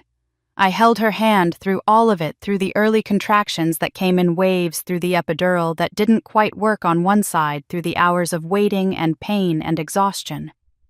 Ashley was terrified in a way I'd never seen her before. Not the performative fear she'd used for sympathy, but genuine bone-deep terror. I can't do this, she kept saying. I can't, Emma, I can't. You are doing it, I told her. You're already doing it. She kept apologizing. For the pain, for needing me, for being weak, for being scared. The apologies came in a constant stream between contractions, like she was still trying to earn the right to my support. Finally, around hour 10, I snapped. Ashley, stop apologizing and push. You're allowed to need help. You're allowed to be scared. You're allowed to be human. Stop performing for me and just be present for this. She stared at me, tears streaming down her face, and nodded. The last 4 hours were brutal. Ashley's placenta previa meant they had to monitor her, constantly ready to do an emergency cesarean if the bleeding became too severe. But somehow, miraculously, her body cooperated. The placenta had shifted enough during pregnancy that vaginal delivery was possible. At 5:47 a.m., after one final exhausting push, a baby girl entered the world. 7 pounds, 3 ounces. A shock of dark hair. Lungs that worked perfectly, announcing her arrival with a strong, clear cry. They placed her on Ashley's chest, this tiny human covered in vernix and blood, and the mess of birth, and I watched my sister fall in love in an instant. Ashley sobbed, holding her daughter, whispering words I couldn't quite hear. The transformation was total. The scared, selfish woman who'd mocked me at her wedding was gone, replaced by a mother meeting her child for the first time. Something cracked open in my chest watching them. This baby was family. But more than that, she represented a chance to break every pattern that came before. A chance to show a child unconditional love, to raise her with security and honesty, to give her what none of us had received. "What if I'm like Mom?" Ashley asked, looking up at me with terrified eyes. "What if I can't do this right? What if I hurt her the way Mom hurt us?" I sat on the bed beside her, carefully mindful of all the medical equipment and the baby between us. "Then I'll help you. We'll figure it out together. But Ashley, you're not Mom. You know what it feels like to be hurt. You can choose differently." Ashley looked down at her daughter, tracing the baby's tiny features with one finger. "Lily," she said softly. "I want to name her Lily Grace, after Sarah's daughter, and because we all need grace. It's perfect. I want Sarah to be her godmother," Ashley continued. "And I want you to be, I don't know what the official term is, but I want you to help me raise her. Not financially, I mean actually co-parenting. I can't do this alone, and I don't want Lily to grow up like we did." I looked at this tiny baby already falling asleep against Ashley's chest and felt the weight of the question. This wasn't a simple request. This was asking me to intertwine my life with Ashley's permanently, to take responsibility for a child that wasn't mine, to risk repeating our family's patterns or succeeding in breaking them. "Let me think about it," I said. Ashley nodded, understanding that this wasn't a decision to make in the aftermath of labor and the emotion of the moment. I took 2 weeks to think. 2 weeks of visiting Ashley and Lily in the hospital and then at Ashley's apartment. 2 weeks of watching Ashley struggle with breastfeeding and diaper changes and the overwhelming terror of being responsible for a human life. I talked it through with my therapist. "What do you want, Emma? Not what Ashley needs, not what Lily deserves, but what do you want?" The question stopped me cold. I realized I'd never asked myself that. I'd spent 36 years reacting to what my family wanted, even when I was refusing them, even when I was setting boundaries. But I'd never stopped to ask what I actually wanted for myself. I talked to Sarah, who flew in for a weekend to meet Lily. "Do you want to be a parent?" Sarah asked bluntly. Because that's essentially what she's asking. Not just Auntie who visits occasionally, but a co-parent who makes decisions and shows up and takes responsibility. "I don't know," I admitted. "I've never thought about having children. My career has always come first." "That's not what I asked. I asked what you want." I sat with that question. What did I want? The answer surprised me. I wanted family, but family by choice, not obligation. I wanted to help raise Lily because I chose to, not because I had to. I wanted to prove that cycles could be broken, that children could grow up feeling loved and secure and seen. I wanted Lily to have what Emma and Ashley and Sarah never had: adults who prioritized the child's emotional safety over their own egos. I called Ashley 2 weeks after Lily's birth. "Yes, I'll help you raise Lily, but on these terms, and these are non-negotiable." "Okay." Ashley's voice was wary but hopeful. "First, we both continue therapy. You individually, me individually, and us together as co-parents. We need professional support to navigate this without falling into old patterns." Agreed. Second, we establish clear boundaries and we respect them. I'm not your mother, you're not my child, and Lily deserves 2 adults who can work together as equals, not recreate a power dynamic. Agreed. Third, we never badmouth each other to Lily, ever. No matter how angry we get, no matter what conflicts arise, Lily doesn't become a weapon or a messenger or a therapist. She gets to be a child. Agreed. Fourth, we commit to honest communication even when it's hard. And if either of us starts falling into old family patterns, if I start being controlling, if you start being manipulative, we call each other out immediately. Agreed. Ashley's voice was thick with emotion. "Emma, I agree to all of it. Thank you. Thank you for giving us this chance." It was the healthiest negotiation we'd ever had. The first weeks of co-parenting were a blur of exhaustion and wonder. I took parental leave from work, something I was entitled to as Lily's designated co-parent. I split my time between my condo and Ashley's apartment, often working from her tiny kitchen table while Lily slept nearby. I learned to change diapers at 3 a.m., to warm bottles to the exact temperature, to recognize the different cries: hungry, tired, uncomfortable, scared. Ashley and I tag-teamed the night feeding, sleeping in shifts, communicating through exhausted shorthand. One night, I was holding Lily at 3 a.m., walking her around Ashley's small living room, while Ashley finally got some uninterrupted sleep. Lily had been fussy, unable to settle, but now she was calm against my chest, her tiny hand curled around my finger. I looked down at her perfect, peaceful face and felt something shift inside me. This was what I'd needed to see my whole life. Proof that love didn't have to be conditional, that family could be built on choice and commitment rather than blood and obligation, that cycles could stop. Sarah flew in when Lily was 3 weeks old. The 3 half-sisters sat together in Ashley's living room, passing the baby between us, each of us marveling at how something so small could carry so much hope. "We need to make a pact," Sarah said, holding Lily with the practiced ease of someone who already had a daughter, "about how we raise her, about what we tell her." "No secrets," I said immediately. "She needs to know the truth about our family. Age-appropriate versions, but the truth." "No golden children and scapegoats," Ashley added. "She doesn't get to be the perfect one or the problem one. She just gets to be Lily." "Honest, imperfect love," Sarah said. "We're going to mess up. We're going to make mistakes. But we tell the truth, we apologize when we're wrong, and we keep trying."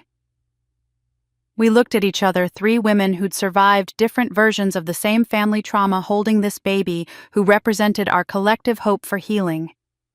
"To breaking cycles," I said. "To building something new," Sarah added.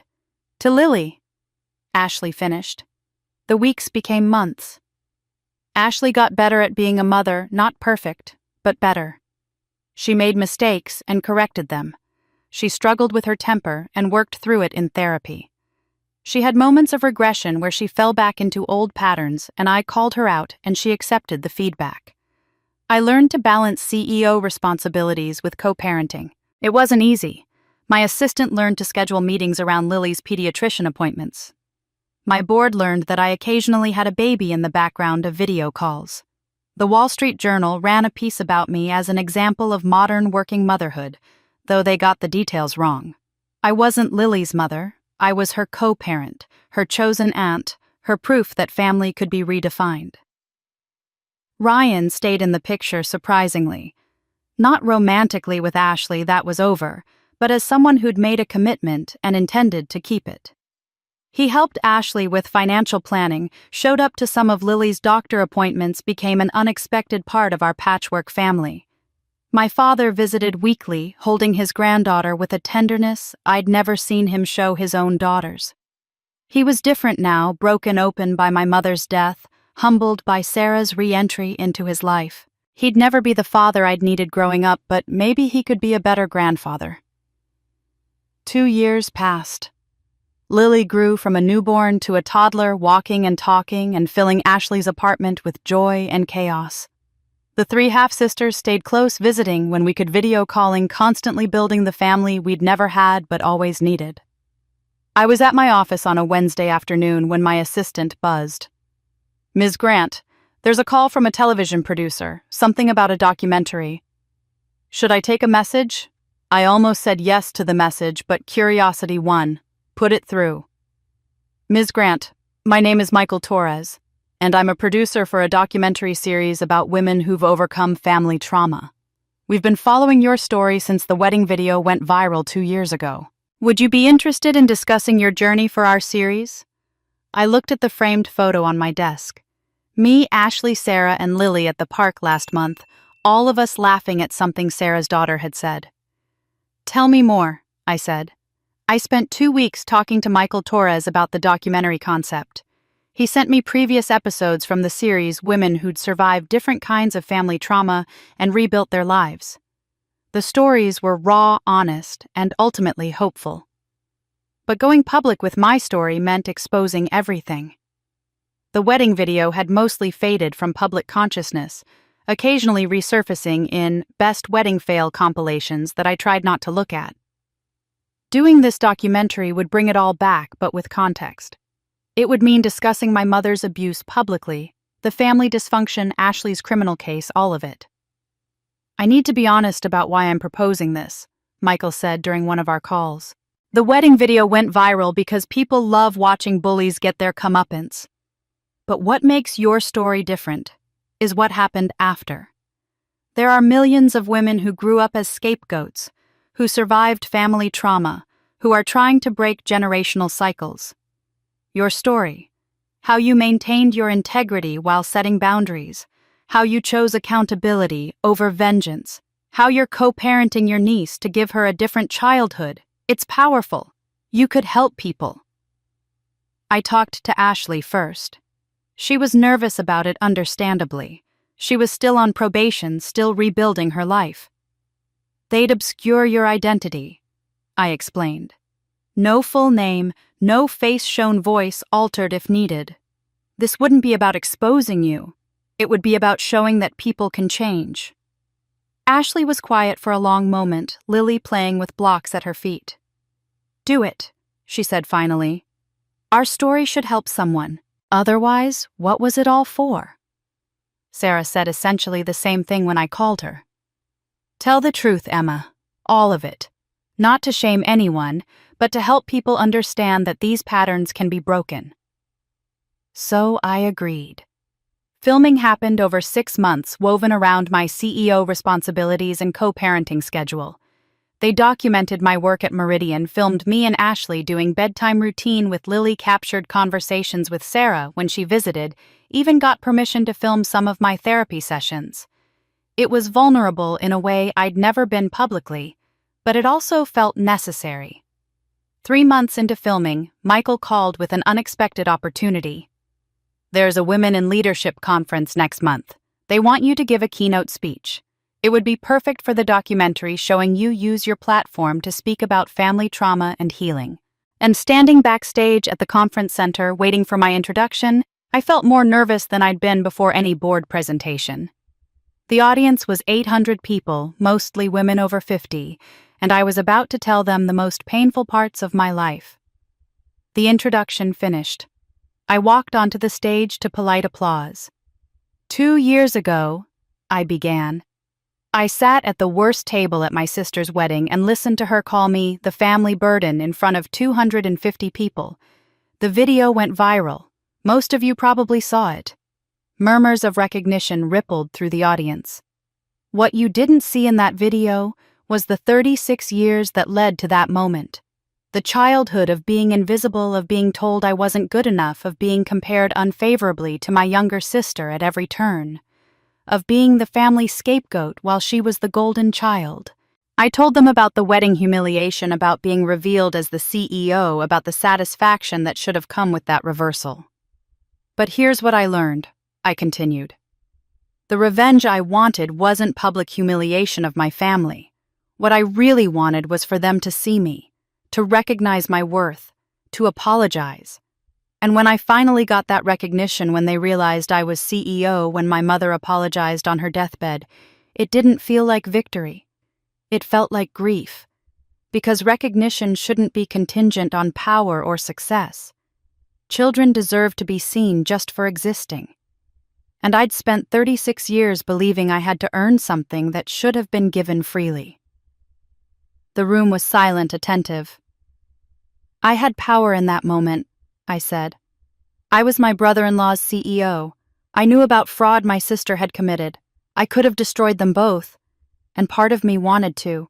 But I realized that becoming the person who could walk away from a pregnant woman facing criminal charges, even if she'd been cruel to me, would mean they'd won. They'd have turned me into someone hard and closed off. So I chose differently. Not because my sister deserved it, she didn't. But because I deserved to remain someone I could respect."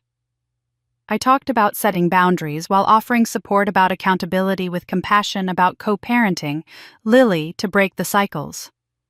Breaking generational trauma isn't about forgiving everyone and pretending the past didn't happen, I said. It's about refusing to let your pain become someone else's inheritance. It's about choosing who you become in response to harm. It's about saying the cycle stops with me. The applause started before I finished building to a standing ovation. But what struck me most was the faces in the audience, women crying, nodding, seeing themselves in my story. After the speech, dozens of women approached me. They shared their own stories of being family scapegoats, of toxic childhoods, of struggling to set boundaries while maintaining compassion. One woman in her 70s hugged me and whispered, "I thought I was the only one. For 70 years, I thought there was something wrong with me." "You weren't the only one," I told her. "And there was nothing wrong with you." The documentary aired 6 months later. Within a week, it had been viewed over 10 million times. But unlike the wedding video which had gone viral for Schadenfreude, this went viral because people needed it. The comment sections were full of people sharing their own family stories, their own healing journeys. My professional reputation shifted. I was still known as a successful CEO, but now I was also an advocate for women healing from family trauma. Conference invitations poured in. Organizations asked me to advise on workplace programs for employees dealing with family crises. Therapy practices reached out wanting to use clips from the documentary in their work with clients. One evening, I was at Ashley's apartment helping with Lily's bedtime when Ashley said quietly, "I watched the documentary again today. And you made me look human," she said. "Even after everything I did to you, you presented my story with compassion instead of judgment. You are human, Ashley. Flawed, but human. We all are." Ryan, who still came to family dinners occasionally and sent Lily birthday gifts, told me he'd started therapy after watching the documentary. "You helped me see my own patterns, how I was repeating trauma from my first marriage." Even my father, living in his small apartment, called me crying after watching it. "I'm so sorry, Emma. For all of it." 3 months after the documentary aired on a Saturday morning, my doorbell rang at 8 a.m. I wasn't expecting anyone. Sarah wasn't visiting, and Ashley had Lily for the weekend. I opened the door to find a woman in her early 60s, stylish and confident with Ashley's eyes and my dark hair. "Emma Grant," she said. "I'm Margaret Warner, Diane's mother, Ashley's biological grandmother. I just watched your documentary, and there are things about my daughter's death you need to know." I stood frozen in my doorway, looking at this woman who had Ashley's eyes and my dark hair, who claimed to be the grandmother we'd never known existed. "Please come in," I managed, stepping aside. Margaret Warner entered my home with the confidence of someone who'd spent decades knowing she had the right to be somewhere, but being denied entry anyway. She carried a worn leather portfolio under one arm. We sat in my living room and she pulled out photos. Images of a woman in her early 30s with Ashley's smile and thick dark hair holding a baby. "This is my daughter Diane," Margaret said. "Your mother's sister, Ashley's mother." "I know about Diane," I said carefully. "My mother told me she died in a car accident when Ashley was 6 months old." "That's partially true." Margaret's voice was steady, but her hands shook slightly. "But what they didn't tell you is that it wasn't an accident. Diane was running from Ashley's father. His name was Marcus, and he was abusive physically, emotionally, financially. She tried to leave him 3 times. The 4th time she'd finally gotten away with the baby. She was driving to my house when Marcus found her at a red light and deliberately crashed into her car at full speed.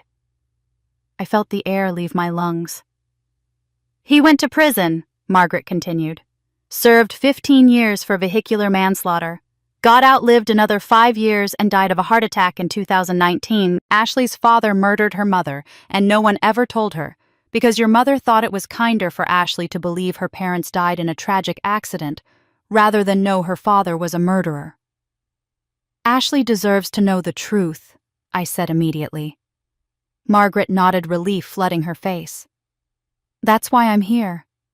I've wanted to be part of Ashley's life for 30 years, but your mother refused. She said I was too old, too traumatized by losing my daughter, that Ashley was better off not knowing about the violence in her biological family.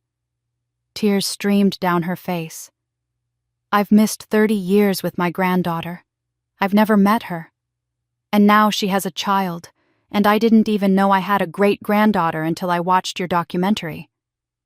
My anger flared another secret, another lie, another person cut off from family because of my mother's need to control every narrative.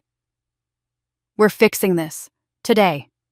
Ashley deserves to know her grandmother. I want to help, Margaret said.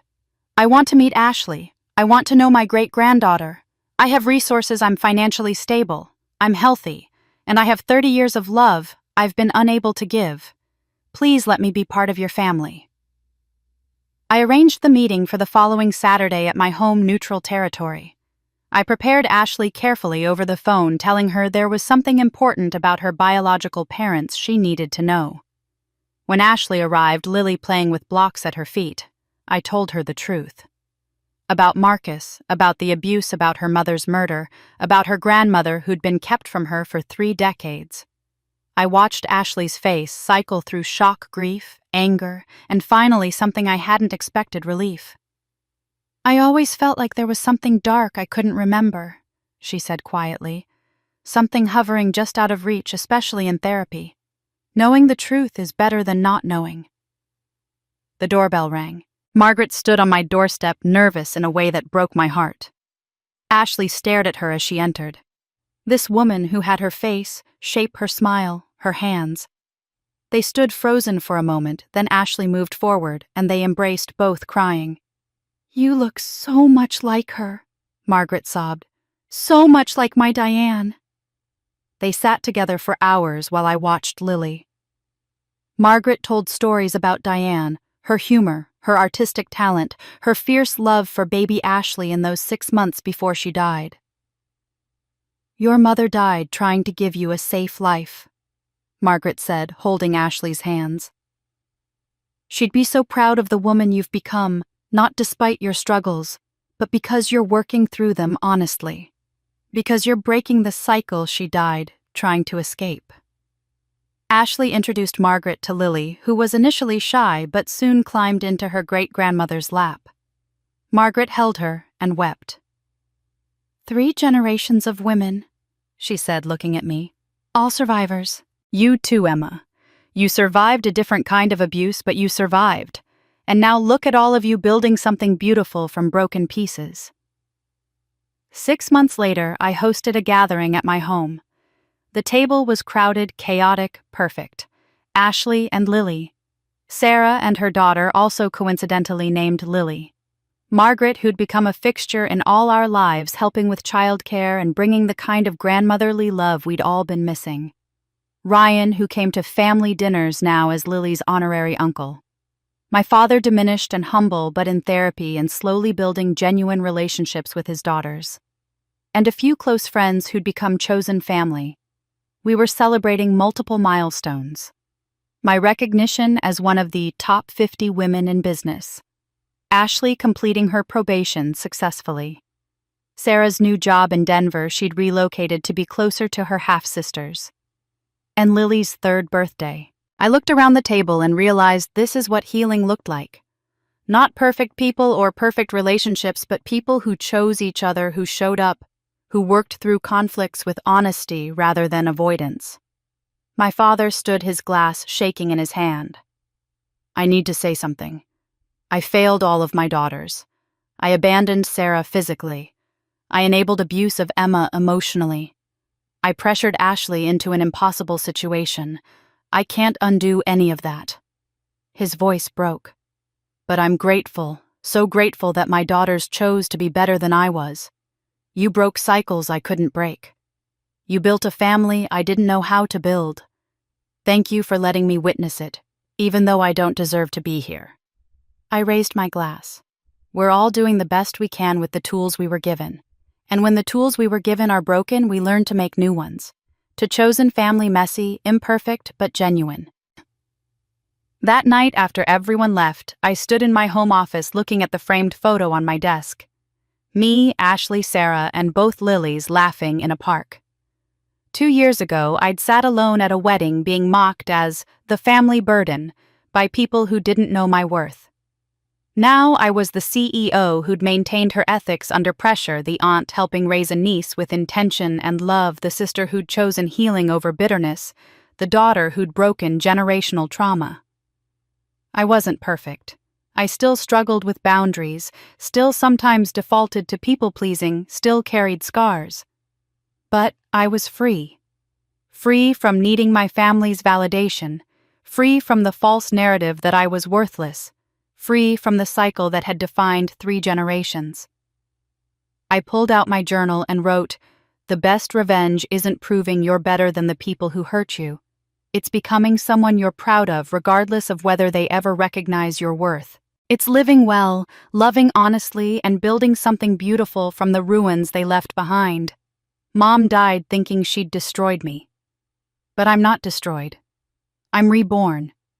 And the family I'm building, the chosen one, the honest one, the healing one, is my legacy. Not hers. Mine. 10 years later, Lily came home from school with questions. She was 12 now, perceptive and curious. "Auntie M, why do I have so many aunts and grandmas, and why don't they all match?" I laughed, pulling her into a hug. "Because family isn't about matching, sweetheart. It's about choosing each other, showing up for each other, and loving each other even when it's hard. We're a patchwork family made of different pieces that didn't quite fit elsewhere, but we stitched ourselves together into something beautiful. And that's exactly how we like it." Emma's story isn't just about revenge or justice served. It's a lesson about choosing who you become when life treats you unfairly. Emma proved that breaking the cycle of trauma isn't about abandoning everyone, but about refusing to let your pain become someone else's inheritance. Family isn't just blood, it's the people you choose who show up and who love even when it's hard. If this story touched your heart, subscribe to our channel so you don't miss more emotionally powerful stories with profound life lessons. Share in the comments. Have you ever faced family trauma like this? Did you choose healing or revenge? Your perspective could inspire others on a similar journey. Remember, the best revenge isn't proving you're better than those who hurt you. It's becoming someone you're proud of and building something beautiful from the broken pieces. That's how cycles truly end.